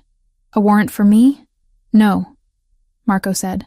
Listen, police are seeking Marco Ravellini, the reporter continued. Not just for kidnapping, but now for acts of domestic terrorism. Sources say shots were fired and an explosive device was detonated inside the gallery. Explosive device? I gasped. You shot a light fixture. They're spinning it, Marco said, his face grim. But that's not the worst part. The screen cut to a new graphic. It was a photo of me. Not the polished socialite photo, but a grainy image from a security camera tonight. Me running from the gallery. Me holding a gun. Wait, I wasn't holding a gun. I was holding the UV light. But in the grainy footage, it looked like a pistol. Chloe Evans is now considered an armed accomplice, the reporter said. Her father, Senator Evans, has issued a plea for her safe return, stating she is being manipulated and drugged. However, the FBI has placed the Ravellini organization on the top of the domestic threat list. A federal manhunt is underway. Marco turned off the TV. The room plunged back into silence. They just designated me a terrorist, Marco said calmly. That means they can bypass due process. They can freeze my assets. They can raid the estate without a judge. They can shoot on sight. And they think I'm helping you, I whispered. You are helping me, he reminded me. He turned to me, taking my face in his hands. We have a problem, Chloe. We have the evidence that clears us and hangs them, but we can't read it without that chess piece. And the man wearing it is about to be the most guarded man in America. If we don't get that key, I said, we're dead. Yes. And if we try to take it by force, we're dead. Yes. I looked at the black screen of the laptop. I looked at the stitches on his arm. I felt the soreness in my own body, the imprint of him still on my skin. I wasn't the scared girl in the tunnel anymore. I was the woman who had driven a getaway car. I was the woman who belonged to the Wolf of Boston. Then we don't take it by force, I said, my mind sharpening, the plan forming like a restoration strategy. We don't steal the key, Marco. Then how do we get it? I looked him in the eye. We let them invite us in. Marco frowned. What are you talking about? The narrative, I said. My father is selling the story that I'm a victim, that I'm drugged, that I was kidnapped. He needs that story to be true, or else he looks like he lost control of his own daughter. So, I said, my voice trembling but my resolve hardening like steel. What if the victim escapes? What if the prodigal daughter comes home? Marco froze. His grip on my face tightened, almost painfully. No, it's the only way, I insisted. If I go back, if I pretend I escaped you, they'll take me in. They'll bring me right to him, right to the key. Absolutely not, Marco growled, pulling back. I am not sending you back to that psychopath. He'll kill you. He won't kill me before the wedding, I argued. He needs the spousal privilege. He needs me to sign the papers. I have 24 hours, Marco, maybe 48. It's suicide, Chloe. He stood up, pacing the room, the predator caged. You saw Lucas tonight. He shot at you. You think I'm going to let you walk back into his house? Do you have a better plan? I challenged him, standing up too. Because from where I'm sitting, we're trapped in the woods with a useless hard drive and the entire US government coming to kill us. If we stay here, we die together. If I go back, we have a chance to win. Marco stopped pacing. He looked at me. His eyes were wide with fear, not for himself, but for me. It was the first time I had seen true fear in him. I promised to keep you safe, he whispered. I promised you would never have to go back. I walked over to him. I placed my hand on his chest, over his heart. You are keeping me safe, I said, by helping me end this. But to do that, I have to be the bait. He covered my hand with his. If you do this, if you walk out that door, I can't protect you until the trap springs.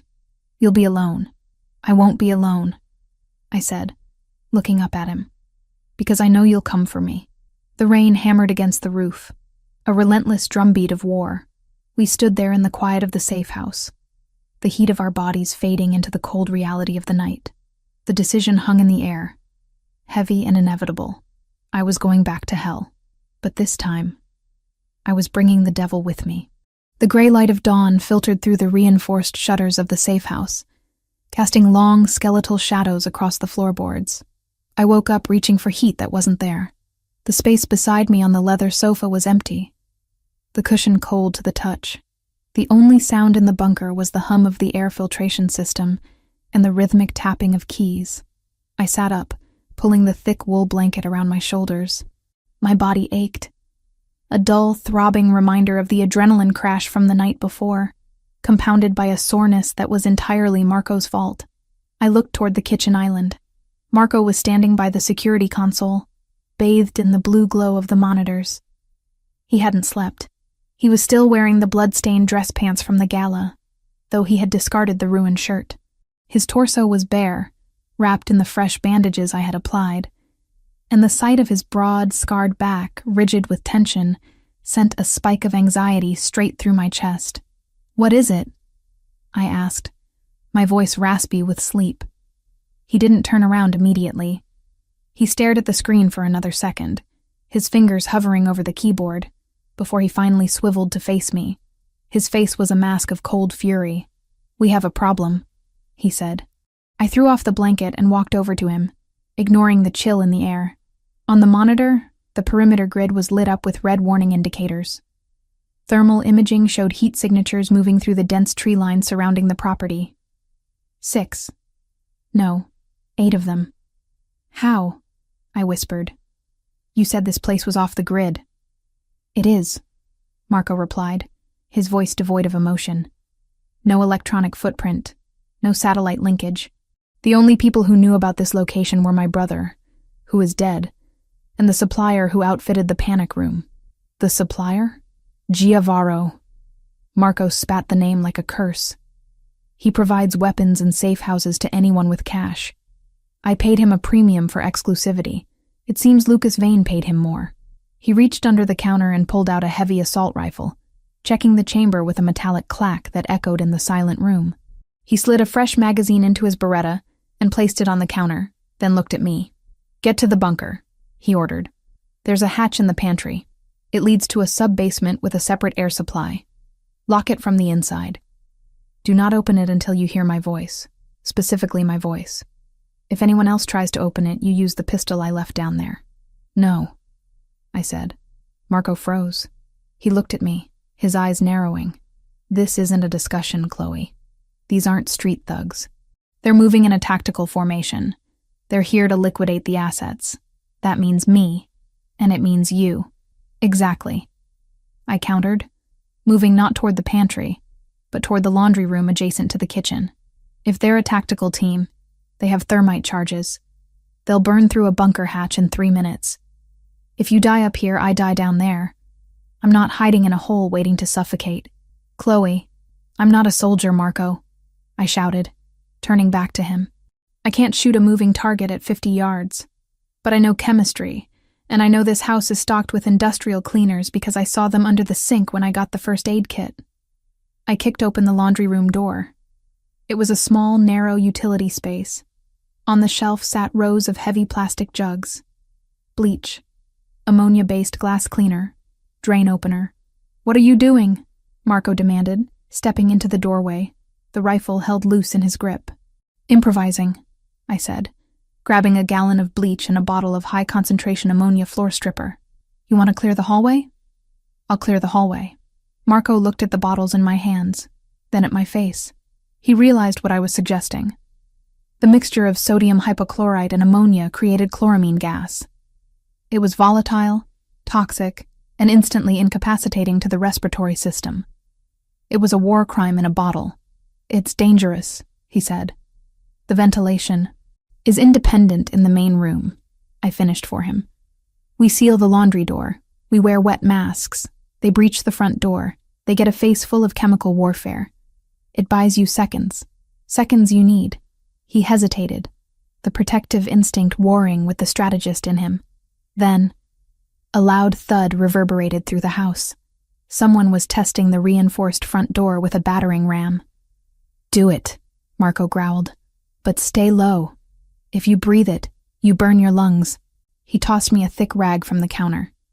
I ran it under the tap, soaking it in cold water, and tied it tight around my face. Marco did the same with a torn piece of his ruined shirt. "They're breaching in 10 seconds, Marco said, his voice muffled by the cloth.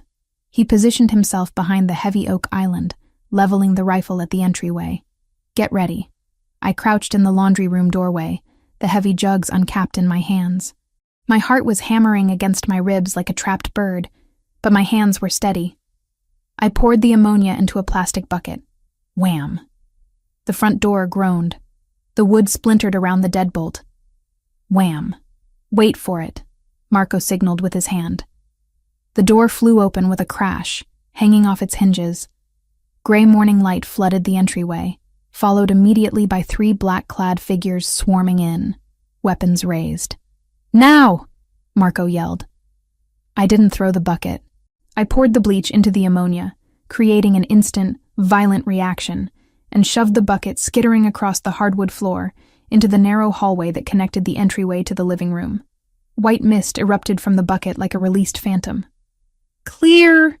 one of the mercenaries shouted, but the word turned into a gagging cough mid-syllable. The gas expanded rapidly, filling the corridor. The mercenaries, expecting gunfire, weren't ready for a chemical assault. They stumbled, clawing at their throats. The chloramine hit their mucous membranes, turning into hydrochloric acid on contact. Their eyes burned, their airways constricted. "Fire!" one of them choked out, blindly spraying bullets into the ceiling. Marco didn't hesitate. He rose from behind the island, a dark, avenging angel in the haze. The rifle in his hands barked, controlled precise bursts of fire. Pop, pop, pop, pop.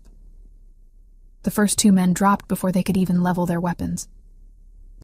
The third tried to retreat, stumbling back out the door, retching violently. "Stay down," Marco commanded me, moving forward. He didn't run into the gas. He skirted the edge of the living room, using the ventilation currents to his advantage. He moved to the side window, smashed the glass with the butt of his rifle, and engaged the targets outside who were still trying to figure out why their breach team was screaming. I stayed pressed against the washing machine, eyes squeezed shut. The wet rag pressed hard against my nose and mouth. The smell was acrid, piercing even through the water. The scent of a swimming pool on fire. Gunfire erupted from the yard, shattering the remaining windows. Shards of glass rained down on the leather sofa where we had slept. Marco was a blur of motion, firing, ducking, relocating. He wasn't fighting like a gangster. He was fighting like special forces. Efficient. Brutal. I heard a scream from outside. Then silence. Then the sound of a heavy body hitting the floorboards inside the house. "Clear!" Marco's voice came, rough and coughing. I scrambled up, keeping the mask on. The gas was dissipating, pulled out by the broken door and windows, but the air still stung. Marco was standing over a man in the entryway. The mercenary was alive, clutching a bleeding shoulder, his mask torn off, his face red and blistering from the fumes. Marco kicked the man's gun away and planted a heavy boot on his chest. "Who sent you?" Marco asked. His tone wasn't angry. It was terrifyingly conversational. The man wheezed, pink froth bubbling at his lips. "Go to hell." Marco leaned down and pressed his thumb directly into the bullet wound in the man's shoulder. The mercenary shrieked, a high, thin sound that cut through the ringing in my ears. "I'm already there," Marco said. "I'm the landlord. Now, I'll ask you one more time before I decide to let you choke on your own blood. Who sent you?" "Vane," the man gasped. "Vane and the senator." "We know that," Marco said, applying more pressure. "Tell me something I don't know. Why hit us now? Why not wait for the warrant? The timeline." The man choked out, tears streaming from his chemically burned eyes. They moved it up. I stepped forward, lowering my mask slightly as the air cleared. "Moved what up?" The mercenary looked at me, then at Marco. He realized he was dying anyway. "The wedding, and the flight." Marco eased the pressure slightly. "Talk. Tomorrow," the man wheezed. "The wedding is tomorrow morning. 10 a.m., St. Paul's. Immediately after the ceremony, the senator is boarding a private jet to Montenegro." "Montenegro," Marco repeated, looking at me. "Non-extradition treaty." "He's running," I whispered, the reality crashing down on me heavier than the roof. "He's not just laundering the money. He's cashing out. He's taking the key and leaving the country." "The key?" Marco demanded of the man on the floor. "Where is it?" "On him." The mercenary spat.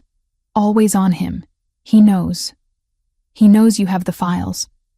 He knows he can't decrypt them without the physical drive. He's taking it with him. Once he lands in Montenegro, he sells the codes to the highest bidder and disappears." Marco stared at the man for a second longer, then stepped back. He knocked the man unconscious with a swift, merciful blow to the temple with the butt of his rifle. Silence returned to the safe house, broken only by the wind whistling through the shattered door.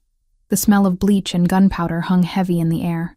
Marco walked to the kitchen sink and splashed water on his face, washing away the residue of the gas and the sweat of the fight. When he turned to look at me, his eyes were haunted. "We can't get to him," Marco said. It was an admission of defeat, something I thought incapable of coming from his mouth. "If he's leaving tomorrow, the security will be impenetrable. The FBI, his private detail, the police. They'll form a phalanx around him. We can't hit a moving motorcade, and we can't storm a cathedral. We lose," I said, my voice hollow. "If he gets on that plane, the evidence is locked forever. We stay fugitives. You lose your empire. I spend the rest of my life looking over my shoulder." "We survive," Marco corrected.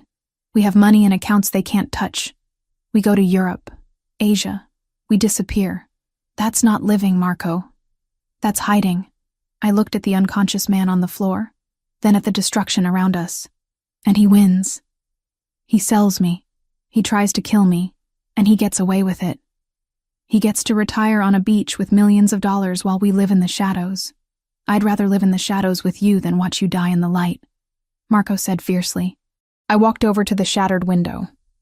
The rain had stopped, leaving a gray, oppressive mist hanging over the trees. My mind was racing, replaying the mercenary's words. "The wedding is tomorrow, St. Paul's." A plan began to form. It was reckless. It was insane. It was the only card we had left to play. "You can't storm the cathedral," I said, turning back to him.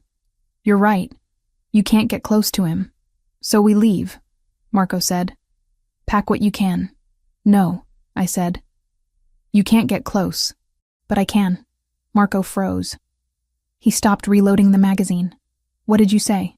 "The narrative," I reminded him, stepping closer, my voice gaining strength. "Think about what the news said.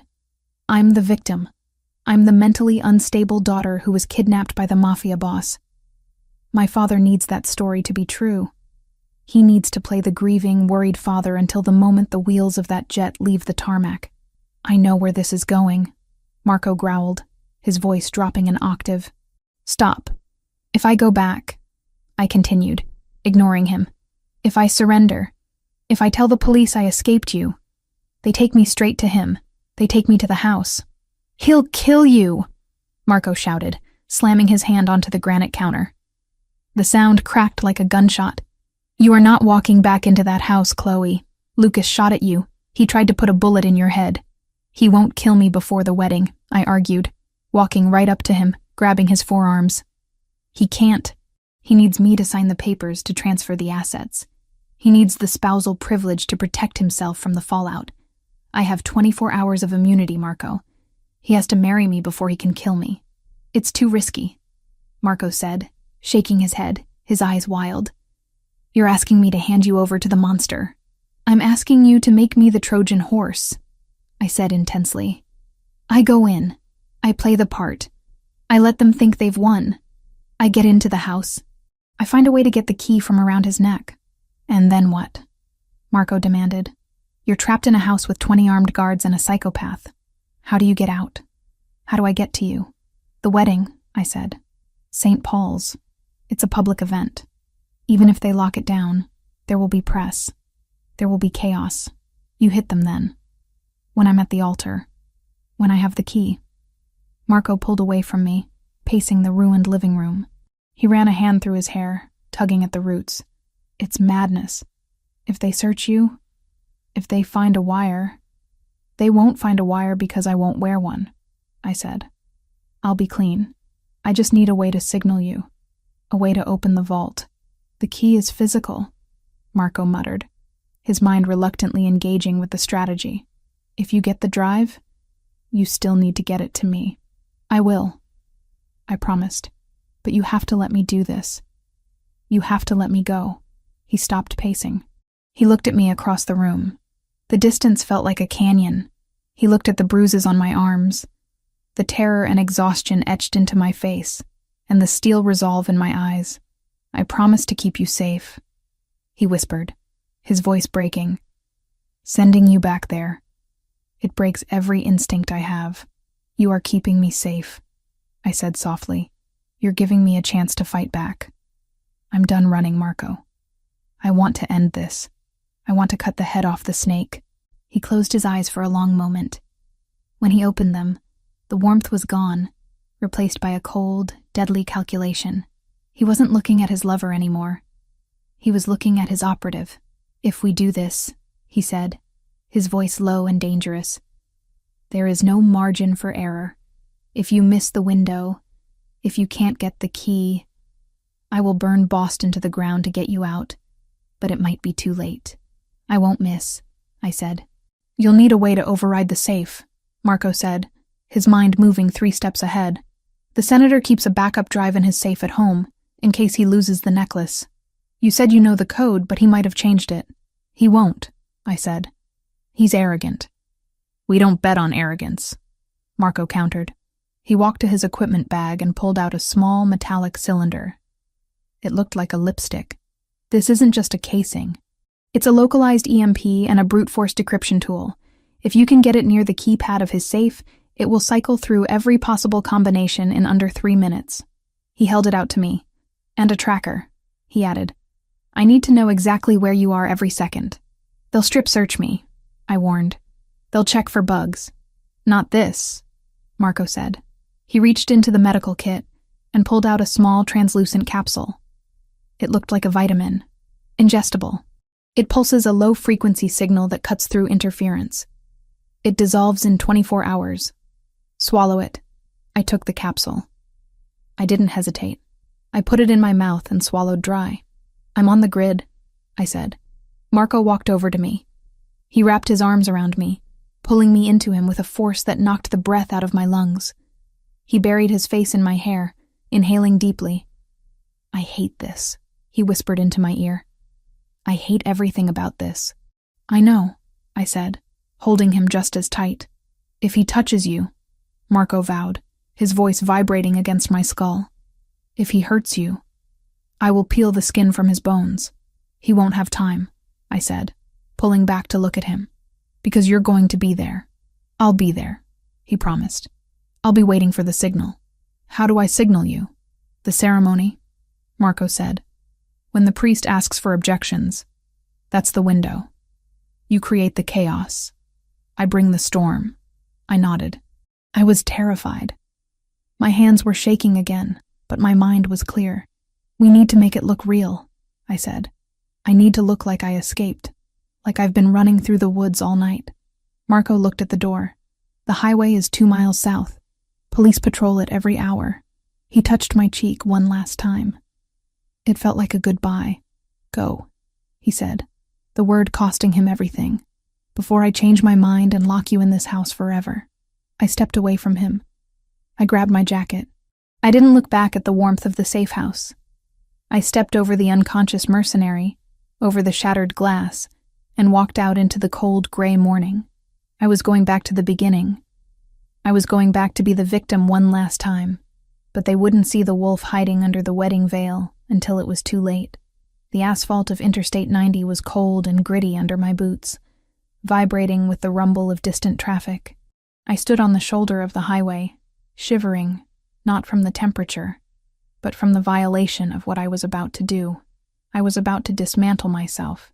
I was about to shed the skin of the survivor I had become in Marco's arms and put back on the mask of the broken, hysterical daughter.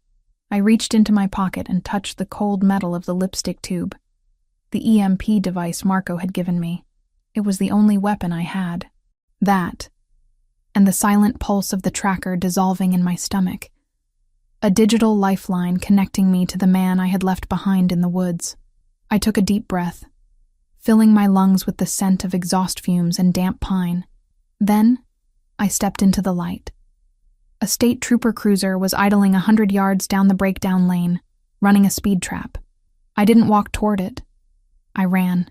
I let my legs buckle slightly, let my hair fall in wild, tangled curtains across my face.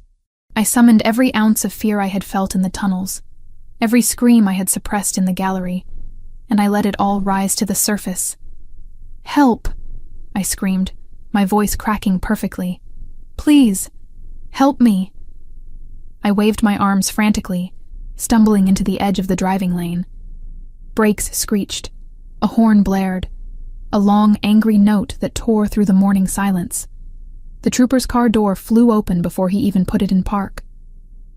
He was young, his hand dropping instinctively to his holster as he saw a woman running out of the mist. "Ma'am, get off the road," he shouted, rushing toward me. I collapsed onto the gravel shoulder, scraping my palms. I didn't get up. I curled into a ball, sobbing. It wasn't entirely acting. The exhaustion was real. The terror of what waited for me at the end of this ride was real. "He's coming," I gasped as the trooper knelt beside me. I grabbed his uniform sleeve, burying my face in the rough fabric. "He's coming back for me. Don't let him take me." "Who?" the trooper asked, his voice switching from authoritative to urgent. He clicked his radio. "Dispatch, I have a 1054 on I-90 eastbound. Female, mid-20s, visible distress. Send backup and EMS. Ravellini." I whispered the name like a curse, just loud enough for him to hear. "Marco Ravellini. He had a gun." The trooper stiffened. The name was radioactive. He pulled me up, positioning his body between me and the empty tree line, scanning the woods with wide, fearful eyes. "You're safe now," he lied. "Get in the car." I huddled in the back of the cruiser, wrapped in a scratchy wool blanket, watching the world blur through the safety glass. The radio chatter was incessant.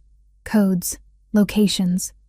The mention of Senator Evans' daughter sent a shockwave through the dispatch channels. Within 10 minutes, 3 more cruisers and an unmarked black sedan had boxed us in. They didn't take me to a hospital. They didn't take me to a police station. The convoy drove straight to the airfield, bypassing the usual protocols. The authority of the United States Senate, it seemed, superseded the need for a triage nurse. When the car finally stopped, we weren't at a precinct. We were at the gated entrance of the Evans estate in Brookline. The iron gates, which usually stood as a monument to old money and exclusion, swung open to swallow me whole. My stomach twisted. I wasn't returning home. I was returning to the crime scene. The cruiser stopped at the portico. Before the trooper could open my door, it was yanked open from the outside. My father stood there. Senator William Evans looked impeccable, as always. Navy suit, silver hair perfectly coiffed. the American flag pin glinting on his lapel. To the cameras that I knew were lurking beyond the perimeter, he looked like a worried patriarch. To me, he looked like a butcher inspecting a shipment that had fallen off the truck. "Chloe," he said. There was no relief in his voice, only possession. He reached in and grabbed my arm. His grip was hard, his fingers digging into the sensitive flesh of my bicep where a bruise was already forming. He hauled me out of the car, pulling me into a hug that felt more like a restraint. "Thank God," he said loudly, for the benefit of the troopers standing by. "My poor girl, look at you." He pressed my face into his shoulder. I smelled his cologne. Expensive, musky, cloying. It was the scent of my childhood fear. I tried to get away. I sobbed into his jacket, playing my part. I ran all night. "Shh," he hissed in my ear, his voice dropping to a venomous whisper that only I could hear. "If you say one word about the paintings, I will have you lobotomized in a Swiss clinic before the week is out." I pulled back, letting my eyes widen with a manic, fragile terror. "I just want to sleep. Please, Daddy. I just want it to stop. It's over now," he said, turning to the lead officer. "Thank you, Lieutenant. My family is indebted to you. My personal medical team will take it from here. She needs privacy and sedation." "Senator, we need to take a statement regarding Ravellini," the officer started. "Tomorrow," my father snapped. "Can't you see she's in shock? Get off my property." He didn't wait for an answer. He dragged me up the steps and into the house. The heavy oak doors slammed shut, cutting off the sunlight, the police, and the last hope of rescue. The foyer was exactly as I remembered it. Cold marble, looming portraits of ancestors who looked down with judgmental stares, and the silence of a mausoleum. But today, the silence was broken by a slow, mocking clap. Lucas Vane emerged from the library. He looked different than he had at the gallery. The smooth, polished politician was gone. In his place was a man with dark circles under his eyes and a bandage wrapped around his right hand where Marco had shot the gun out of his grip. He walked with a slight limp, favoring the leg where the concrete shrapnel had hit him. "The runaway bride returns," Lucas said, his voice dripping with acid. He walked up to me, invading my personal space. My father released my arm, but he didn't step between us. He went to the sideboard and poured himself a drink, ignoring the predator circling his daughter. "You look terrible, Chloe," Lucas observed, reaching out to touch a lock of my matted hair. I flinched violently, slapping his hand away. "Don't touch me," I screamed, keeping up the act of the traumatized victim. "You tried to kill me. I tried to save you," Lucas corrected smoothly, though his eyes promised retribution. "You were being abducted by a terrorist. I was firing at the threat. It's a tragedy you were in the crossfire." He grabbed my chin, forcing me to look at him. His grip was painful. "Where is he? Where is Ravellini?" "I don't know," I stammered, tears leaking from my eyes. He dropped me in the woods. He said I was slowing him down. He ran north." "North," Lucas repeated, skeptical. He looked at my father. "We need to search her." "Lucas." My father sighed, taking a sip of scotch. "She was with him for 2 days, William," Lucas snapped. "He's a strategist. He wouldn't just let her go. She's a liability, unless she's a messenger." Lucas turned back to me. "Strip." My blood ran cold. "No. I said strip," Lucas roared, the facade cracking completely. "Right here. Now. I want to know what you're carrying." "I'm not wearing a wire," I yelled, backing away until I hit the staircase banister. I escaped. I barely got away with my life. "Check her," my father ordered, bored. "We can't take chances." Lucas grabbed the front of my jacket, the oversized tactical jacket Marco had given me, and ripped the zipper down. He shoved it off my shoulders. He patted down the pockets of my jeans, his hands rough and invasive. He checked my waistband, his fingers lingering inappropriately, making my skin crawl with a nausea that had nothing to do with the chemical gas I'd inhaled earlier. He found nothing. No phone. No wire. No gun. "Shoes," he commanded. I kicked off the boots. He shook them out. Nothing. He stepped back, looking frustrated. He circled me, eyeing the lipstick tube that I had shoved into the coin pocket of my jeans. A pocket so small and tight he hadn't felt the cylinder during the pat-down. It was a gamble. A terrifying, reckless gamble. If he asked me to empty my pockets, it was over. "Open your mouth," he said. I opened it. He grabbed my jaw, tilting my head back, looking under my tongue, checking my molars for a transmitter. He saw nothing but my throat. The tracker was already deep in my digestive tract, pulsing silently, invisible to the naked eye. "Clean," Lucas muttered, stepping back. He looked disappointed. "Satisfied?" I spat, pulling my jacket back up to cover my trembling body. "For now," Lucas said. "Take her upstairs. Lock her in the East Wing. Dr. Eris is coming to administer a sedative. I want her unconscious until the ceremony." "The ceremony?" I asked, feigning confusion. "What ceremony?" "Our wedding, darling." Lucas smiled, a shark baring its teeth. "Tomorrow morning, 10 o'clock. We moved it up. We can't let a little thing like an abduction ruin our special day, can we? Besides, the public sympathy will be incredible for the Poles. The brave survivor marrying her hero." My father set his glass down. "Take her up. 2 guards on the door. No one enters except the doctor." 2 of the private security contractors, men who looked indistinguishable from the ones Marco had gassed, stepped forward. They took my arms and marched me up the grand staircase. I didn't fight them. I let my feet drag. I let my head hang low. But as we ascended, I counted the steps. I noted the position of the cameras. I clocked the shift change of the guards in the hallway. They shoved me into my old bedroom and slammed the door. I heard the distinct click-clack of the external deadbolt engaging. I was trapped. I waited. I waited for 10 minutes, standing in the center of the room that had been my childhood prison. The pink wallpaper, the canopy bed, the shelves lined with participation trophies I hadn't wanted. It was all a shrine to a girl who didn't exist anymore. Then, the door opened again. A man in a white coat entered, carrying a black medical bag. Dr. Eris. My father's personal physician, a man who wrote prescriptions for donors' wives and looked the other way when interns overdosed at campaign parties. "Chloe," he said, his voice oily with false concern. "Your father is very worried. You're agitated." "I'm not agitated," I said, backing away. "I'm terrified. This will help," he said, pulling a syringe from his bag. "Just a mild sedative, to help you sleep through the trauma." I looked at the needle. If he knocked me out, I would miss the window. I wouldn't be able to signal Marco. I wouldn't be able to get the key. I had to act. "I'll take it," I said, my voice trembling. "Please, I just want to forget." He relaxed, lowering his guard. "That's a good girl. Sit on the bed." I sat. He approached, swabbing my arm with alcohol. As he leaned in, focusing on finding a vein, I moved. I didn't punch him. I wasn't Marco. I used what was there. I grabbed the heavy brass lamp from the bedside table and swung it with both hands.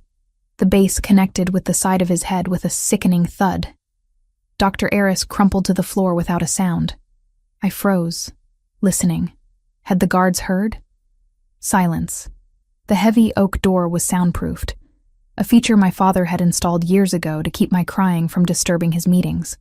For once, his cruelty was my advantage. I checked the doctor's pulse. Strong, steady. He was out, but alive. I dragged him behind the bed and stripped off his white coat. I didn't put it on. It wouldn't fit, and it wouldn't fool the guards. But I raided his bag. I found a bottle of pills, benzodiazepines. I pocketed them. I found a roll of medical tape. Then I went to the window. It was barred. Another safety measure from my teenage years. Escape was impossible that way. I looked at the clock. 2 a.m. The house was quiet. The guards would be tired. I retrieved the lipstick tube from my pocket. Marco had explained how it worked. It wasn't just a jammer. It was a localized frequency overload device. It could fry a digital lock from 6 inches away, but the lock was on the outside of my door. I went to the door and knelt by the keyhole. It was an old-fashioned mechanical deadbolt reinforced with a modern magnetic strip. The lipstick wouldn't work on the deadbolt. Panic flared in my chest. I had the tech to crack a safe, but I was defeated by a piece of iron. Then I remembered the vents. The house was old, but the HVAC system had been updated. There was a return vent near the ceiling. It led to the central shaft. It wouldn't fit a person, but sound traveled. I dragged the desk chair over to the vent. I climbed up and put my ear to the grate. I could hear the guards talking in the hallway. Shift ends in 20. Man, Vane is losing it. Did you see him kicking the dog earlier? Just keep your head down. We get the bonus once the jet takes off. 20 minutes. Shift change. That was the gap. I waited. It was the longest 20 minutes of my life. I sat on the floor, clutching the lipstick device, breathing in rhythm with the tracker in my gut. I am not alone, I told myself. Marco is watching the dot on a screen. He knows I'm here. Finally, I heard heavy footsteps retreating. Then, a brief silence before the new set of footsteps would arrive. It was a window of maybe 30 seconds. I didn't try to pick the lock. I used the medical tape. I taped the latch of the door, not the deadbolt, but the catch. It was a desperate hope that maybe, just maybe, they hadn't engaged the deadbolt fully, or that in their laziness, they relied on the magnetic seal. I tried the handle. Locked. I leaned my forehead against the wood. Think, Chloe. Think. The doctor. I ran back to Dr. Eris. I searched his pockets. Keys. A ring of keys. I grabbed them, my hands shaking so hard I dropped them twice. I ran back to the door. I tried the first key. It didn't fit. The second. No. The third. It slid in. I turned it. The deadbolt clicked back. I cracked the door open. The hallway was empty. The new guards hadn't rounded the corner yet. I slipped out, closing the door softly behind me. I was barefoot, moving like a ghost across the Persian runners. I didn't go toward the exits. I went deeper into the belly of the beast. My father's study. It was on the ground floor, past the library. I used the servants' staircase, the narrow, creaky steps I used to sneak down for snacks as a child. I froze at every shadow, every settling timber of the house sounding like a gunshot. I reached the study door. It was closed. A keypad glowed blue next to the handle. This was it. I pulled the cap off the lipstick device. I held it up to the keypad. I pressed the activation button on the bottom. The device hummed. A sound barely audible, like a mosquito. The blue light on the keypad flickered. Numbers began to cycle rapidly on the display, a blur of red LEDs. Calculating. Come on. Come on. Hey! A voice shouted from the hallway behind me. I spun around. A guard was standing at the end of the corridor, his flashlight beam hitting me in the face. She's out. The girl is out. He yelled into his radio, reaching for his gun. The keypad beeped. A solid green light. Access granted. I threw the door open and threw myself inside, slamming it shut and throwing the manual bolt just as a bullet splintered the wood where my head had been. I was in. But now I was under siege. Open the door! The guard screamed, pounding on it. We have her cornered in the study. I didn't have time. I ran to the painting on the far wall, a portrait of George Washington. I swung it aside. Behind it sat the wall safe. This was the backup. Marco was right. My father was paranoid. He kept a copy of everything. The safe had a biometric scanner and a digital keypad. I held the lipstick device to it again. Come on, Marco's tech, I whispered. Don't fail me now. The door behind me shook as they started ramming it. Chloe. It was Lucas's voice. Open this door or I swear to God I will burn this room down with you in it. The safe buzzed. Error. My heart stopped. It didn't work. The safe was shielded. No, no, no, I whimpered. I looked around the room frantically. The desk. The chaotic mess of papers. My father's arrogance. He never thought anyone would get this far. I grabbed the heavy bust of Lincoln from the desk and smashed it against the keypad of the safe. Nothing. Then I saw it. On the desk, sitting in a crystal bowl of random items, cufflinks, coins, matches, was a USB drive. Not just any drive. It was a black rook, identical to the one on his necklace. It wasn't in the safe. He had left it on his desk. Because he was so sure of his security, so sure that I was sedated upstairs, that he hadn't even bothered to lock up the backup. He had probably been reviewing the files before bed. I grabbed the rook. I pulled the cap off. It was a standard USB-C connector. The door hinges screamed. They were breaking through. I needed to hide it. If they found it on me, it was over. I looked at my hand. The bandage from where I had scraped it on the highway was peeling. No, too obvious. My hair. I had wrapped my hair in a messy bun. I shoved the small chest piece deep into the thick mass of red curls, pinning it in place with the bobby pins, weaving it so tight it felt like part of my skull. The door exploded inward. Lucas stormed in, followed by 3 guards. He looked deranged. His eyes were bloodshot, his face purple with rage. "You little bitch." He crossed the room in 2 strides and backhanded me. The force of the blow knocked me into the bookshelf. I tasted blood. "Check the room," he screamed at the guards. "Check everything. What did she touch?" I lay on the floor, curled up, protecting my head, and the drive hidden in my hair. "I just wanted to call him," I sobbed, pointing at the desk phone. "I just wanted to call Marco. I miss him." Lucas stopped. He looked at the phone, then at me. He laughed, a cruel, jagged sound. "You broke out of a secure room, assaulted a doctor, and breached my security to make a phone call to your boyfriend?" He grabbed me by the hair, thankfully gripping the base of the ponytail, missing the rook by inches, and hauled me up. "You really are insane," he spat. "Dr. Eris was right. The sedation didn't take. We need a higher dose." "Sir," one of the guards said, "the safe hasn't been touched." She didn't open it. Lucas looked at the safe, then at the desk. The crystal bowl was undisturbed. He didn't notice the missing rook because he didn't know the backup existed. Only my father knew, and my father was asleep upstairs. "Take her back," Lucas ordered, shoving me into the arms of the guards. "And this time, zip-tie her to the bed frame. If she moves an inch, break her legs.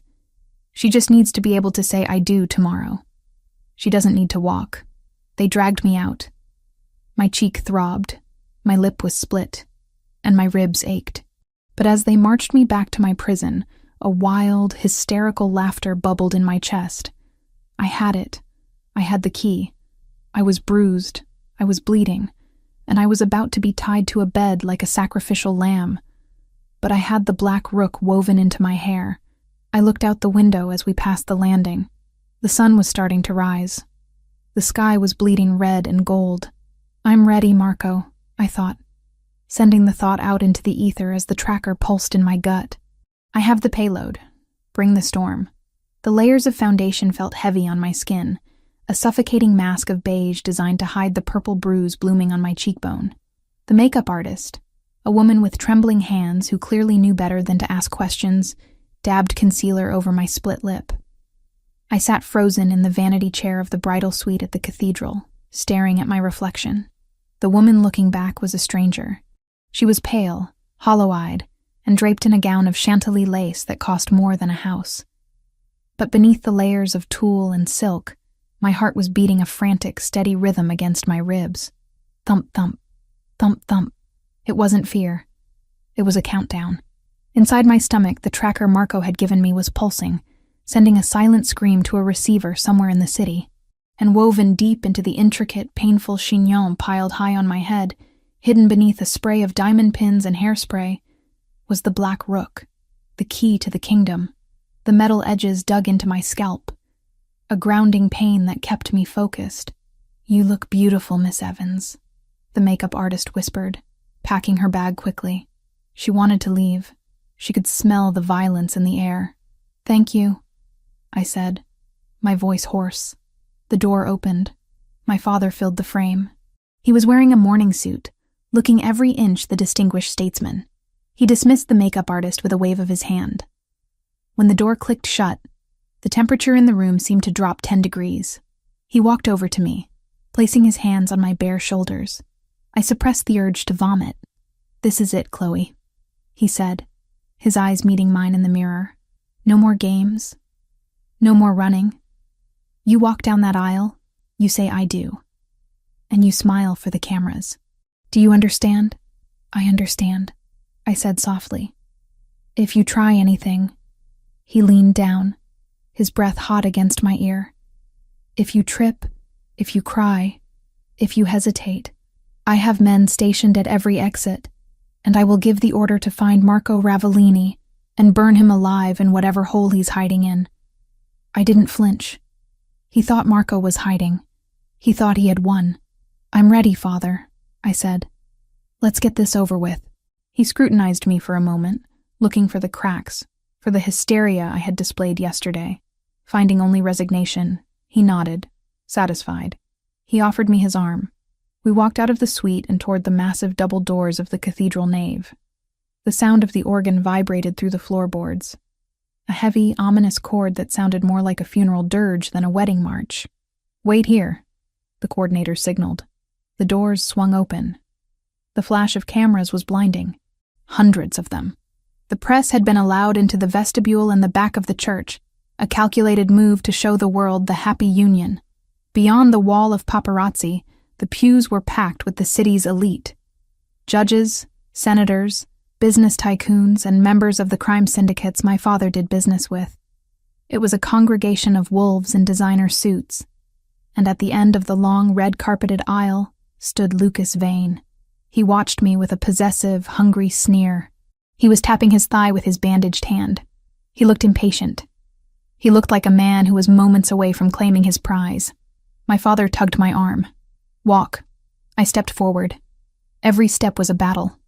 My legs felt heavy, but I forced them to move. Left, right, left, right.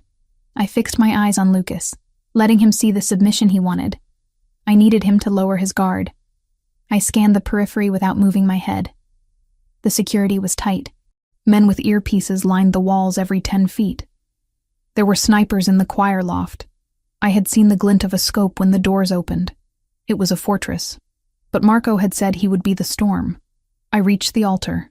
My father handed me off to Lucas like a baton in a relay race. Lucas grabbed my hand, his fingers squeezing mine hard enough to grind the bones together.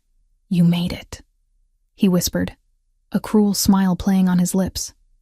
"I was worried you'd try to fly out a window." "I know when I'm beaten," I murmured, lowering my eyes. The priest, an elderly man who had likely been bribed to ignore the tension radiating off the groom, began the liturgy. His voice droned on about sanctity, love, and honor. Words that had no place in this building today. The ceremony dragged on. The air grew stifling, thick with the scent of incense and expensive perfume. My heart rate accelerated. The moment was coming. The signal. I looked up at the stained glass windows high above the altar. Was he there? Was he watching? "Do you, Lucas Vane, take this woman to be your lawfully wedded wife?" "I do," Lucas said, his voice ringing out with sickening confidence. "And do you, Chloe Evans, take this man to be your lawfully wedded husband?" The silence stretched. 1 second. 2. Lucas's grip tightened painfully on my hand. My father shifted in the front pew. I started, my voice trembling. The priest nodded, eager to wrap this up. "If there is anyone here present who has just cause why these two should not be joined in holy matrimony, speak now or forever hold your peace." This was it. I didn't speak. I didn't scream. I simply looked directly into a camera lens positioned near the altar, and I smiled. A cold, sharp, predatory smile. The lights in the cathedral died. All of them. The chandeliers, the spotlights, the camera feeds. The church was plunged into absolute pitch darkness. A collective gasp rose from the congregation, followed by the rustle of panic. Then, sound exploded. It wasn't the organ. It was a voice, amplified through the massive cathedral speakers at a volume that shook the dust from the rafters. "She's not necessary after the merger is complete. An accident, an overdose. She's the perfect scapegoat." My father's voice, crystal clear. The recording Marco and I had discussed, the one from the library. "Once the assets are liquidated, do whatever you want with her." The lights flickered back on, but they were strobing now, harsh, blinding flashes of red and white. Chaos erupted. People were screaming, scrambling over pews. The press was in a frenzy, flashes popping wildly as they realized they were witnessing a scandal of biblical proportions. Lucas dropped my hand as if I burned him. He spun around, looking for the source of the audio. "Cut the sound! Kill it! Senator Evans!" a reporter shouted from the back. "Is that your voice?" "It's a deep fake," my father roared, standing up, his face purple. "It's a lie." But the audio continued. Lucas's voice filled the church next. "I'll make it look like a suicide. The grieving husband plays well with the voters." Lucas pulled a gun. He didn't care about the cameras anymore. He didn't care about the politics. He saw his life disintegrating in real time. He turned the weapon on me. "You bitch!" he screamed, raising the silver revolver. "You recorded us!" I didn't move. I didn't have to.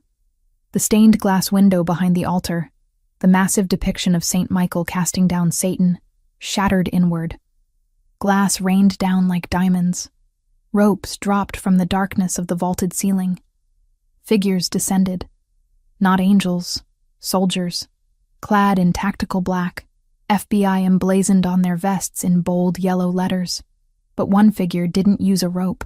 He emerged from the shadows of the sacristy door, stepping onto the altar as if he owned the very ground of God. Marco. He wasn't wearing a mask. He wasn't hiding. He was wearing a dark suit, his shirt unbuttoned, his face a mask of calculated violence. He held a gun in one hand, leveled steady and true. "Lucas!" Marco's voice cut through the chaos, deeper and more terrifying than the amplified recording. Lucas spun toward him, distracting him from me.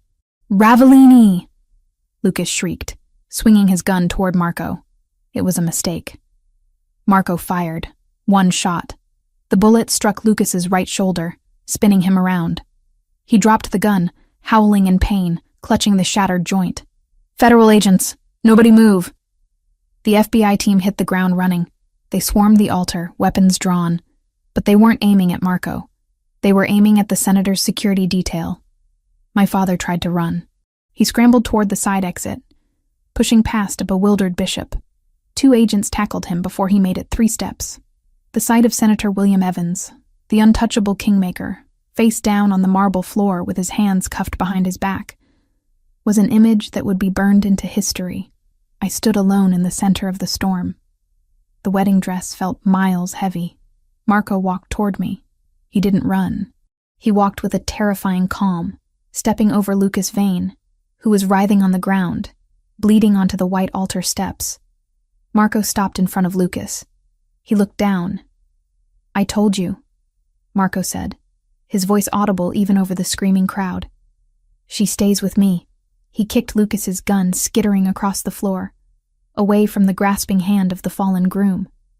Then he looked at me. The violence drained from his face instantly. He holstered his weapon and closed the distance between us. He reached out, his hands hovering for a second as if checking for injuries, before he grabbed my face. "Did he touch you?" Marco demanded, scanning my bruised cheek, my split lip. "Tell me." "No," I breathed, my knees finally giving way.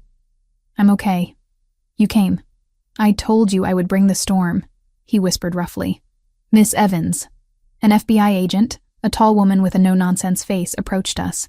She looked at Marco with wariness, but didn't arrest him. They had a deal. "We have the senator. We have the confession on tape. But we need the physical evidence.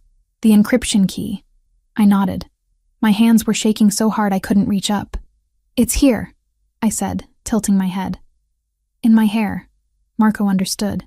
He reached up, his fingers gentle as they navigated the complex structure of the bridal updo. He found the pins. He pulled them out, letting the heavy mass of red curls tumble down around my shoulders. He felt around until his fingers brushed the cold metal of the black rook. He pulled it out. He held it up. The USB drive caught the strobing emergency lights, a small black piece of plastic that contained the ruin of 20 powerful men. He handed it to the agent. "The Da Vinci files," Marco said. "Full decryption. Names, dates, bank accounts. It's all there." The agent took it, bagging it immediately. "And you're part of the deal, Mr. Ravellini. I'm walking out of here," Marco said flatly. "And I'm taking her with me." The agent hesitated. She looked at the chaos, at the senator being dragged away, at Lucas bleeding out under the care of a medic. She looked at the undeniable evidence Marco had just handed her, a career-making bust, We have a 20-minute window before the local PD secures the perimeter, the agent said, checking her watch. After that, I can't guarantee your freedom. Go. Marco didn't waste a second. He wrapped his arm around my waist, pulling me into his side. Let's go home, Chloe. We didn't leave through the back. We walked down the center aisle. The press was still there, shocked into silence, cameras rolling. I didn't hide my face. I walked with my head high, the ruined wedding dress trailing behind me like a shroud. I walked past the people who had come to watch me be sold. I walked past the society that had ignored my bruises for years. Marco shielded me from the flashes, his body a solid wall between me and the world. As we reached the heavy oak doors, the rain was falling again outside. A cleansing deluge. Wait, I said, stopping at the threshold. Marco paused, looking down at me. What is it?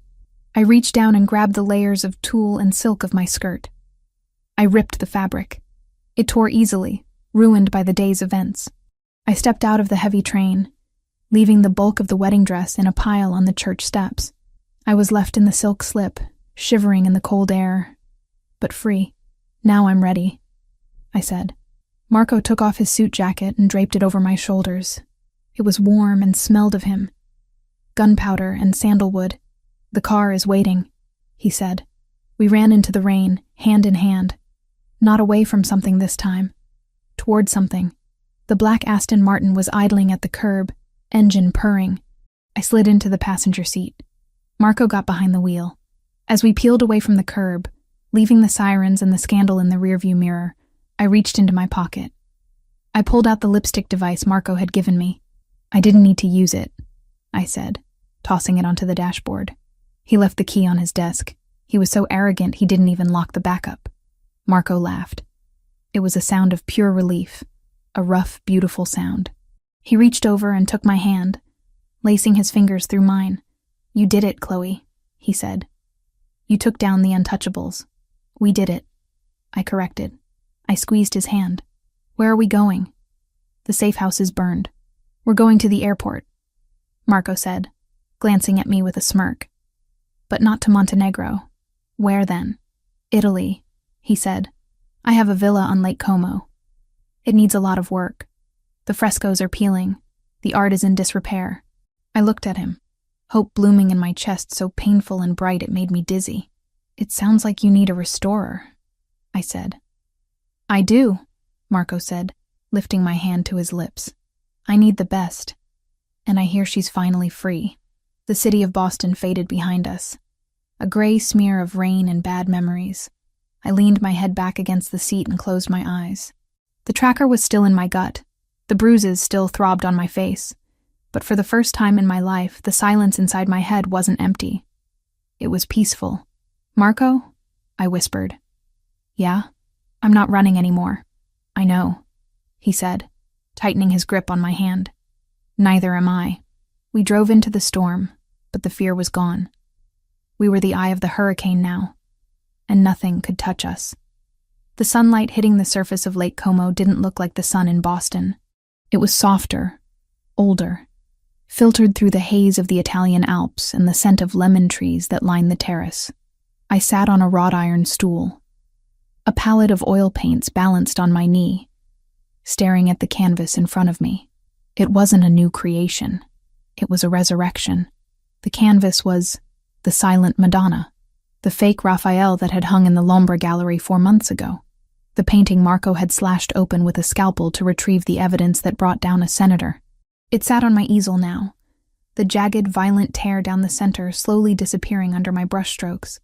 I was stitching the Madonna back together, layer by layer, pigment by pigment. I dipped my brush into a mixture of ochre and linseed oil.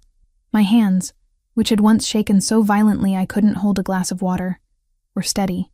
The tiny white scar low on my abdomen, where the tracker had once sat like a ticking threat, was the only reminder my body still carried of being hunted.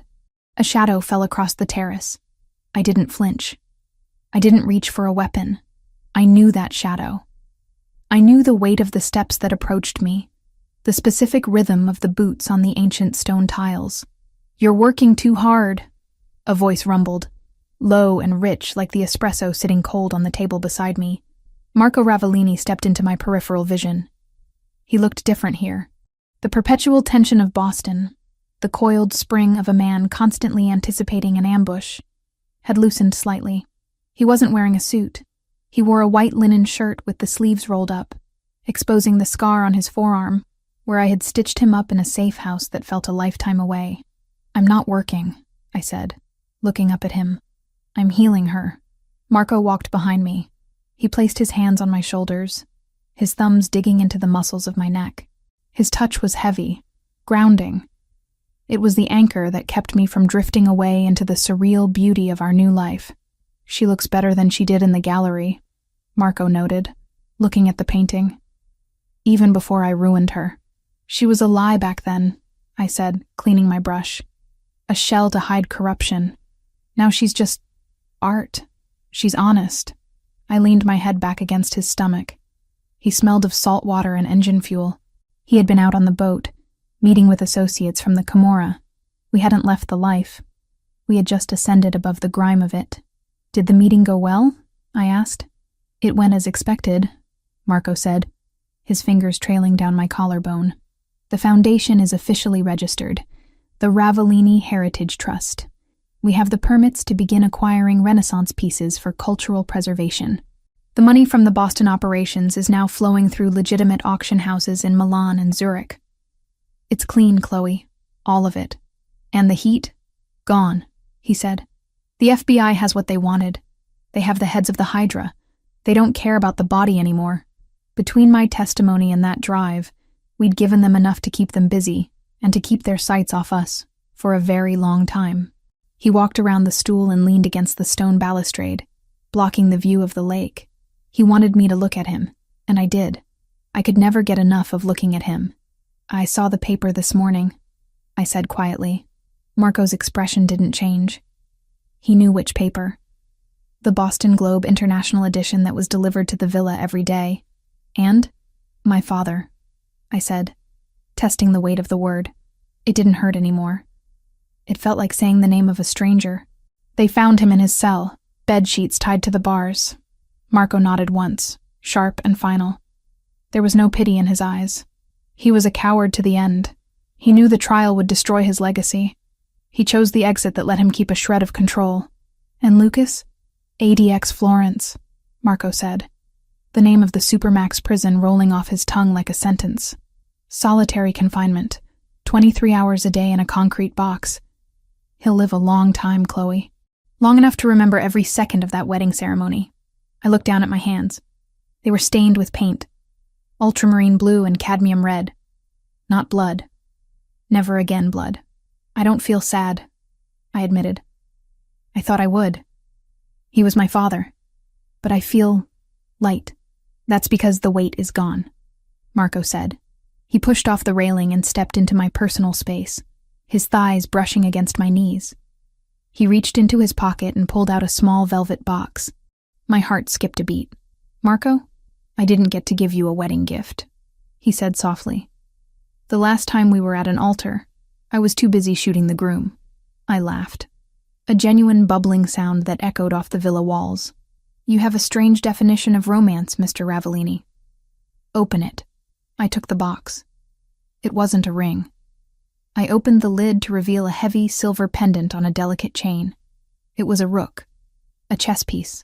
But it wasn't the cheap plastic drive I had stolen from my father's desk. This was solid platinum, with tiny emeralds set into the crenellations. "To remind you," Marco said, his voice dropping to that rough whisper that made my toes curl, "that the most powerful piece on the board isn't the king. It's the queen who knows how to move in the dark." My eyes stung. I took the necklace out, the cool metal heavy in my palm. "Put it on me?" I turned around, lifting my hair. Marco's fingers brushed the nape of my neck, sending shivers down my spine as he fastened the clasp. He didn't pull away. He kissed the sensitive spot just below my ear, his breath hot against my skin. "I have something for you too," I whispered. Marco paused. "I don't need anything. I have the villa. I have the empire. I have you. You might need this," I said. I stood up, setting the palette aside. I turned to face him. I was wearing a loose linen dress, gathered at the waist. I took his hand, the large, scarred hand that had held a gun to protect me, that had pulled me out of the rain, and I placed it on my stomach.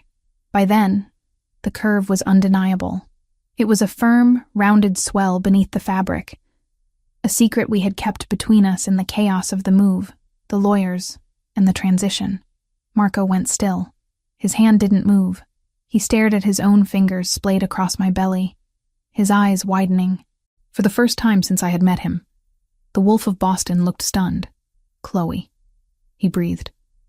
The name was a prayer. We beat the odds, Marco, I said, my voice trembling slightly. We didn't just survive. We created.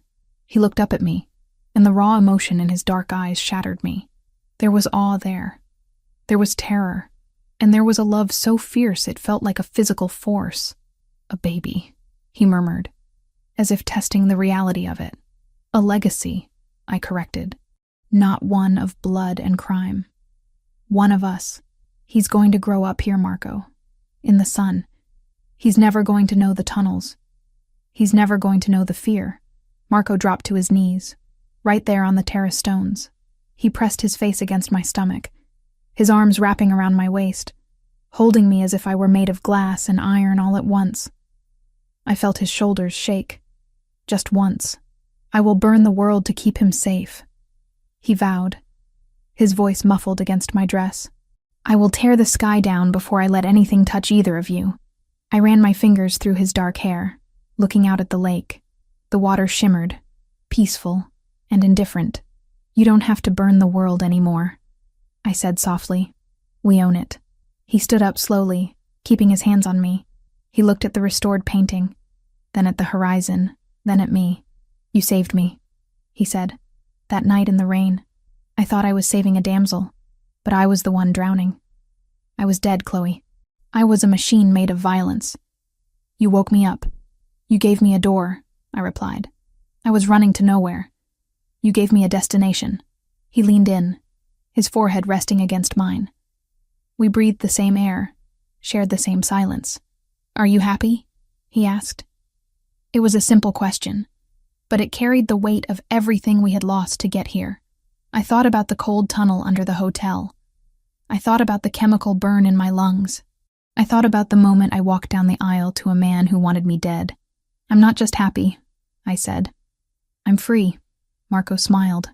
It wasn't the predatory smirk of the dawn. It was the smile of a man who had won the only war that mattered. Then paint, he said, nodding at the canvas. Paint it all.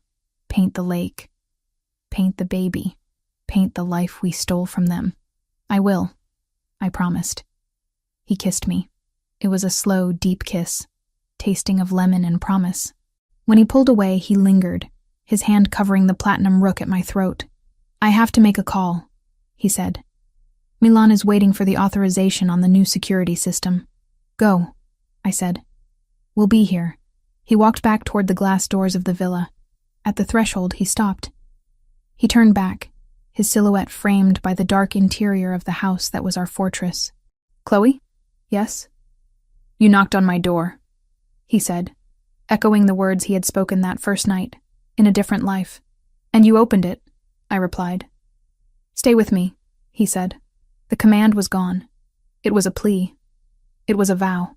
I smiled, picking up my brush, dipping it into the green paint. The color of life, the color of the dress I had worn the night I became his. Always, I said. He watched me for another second, then disappeared into the house. I turned back to the canvas.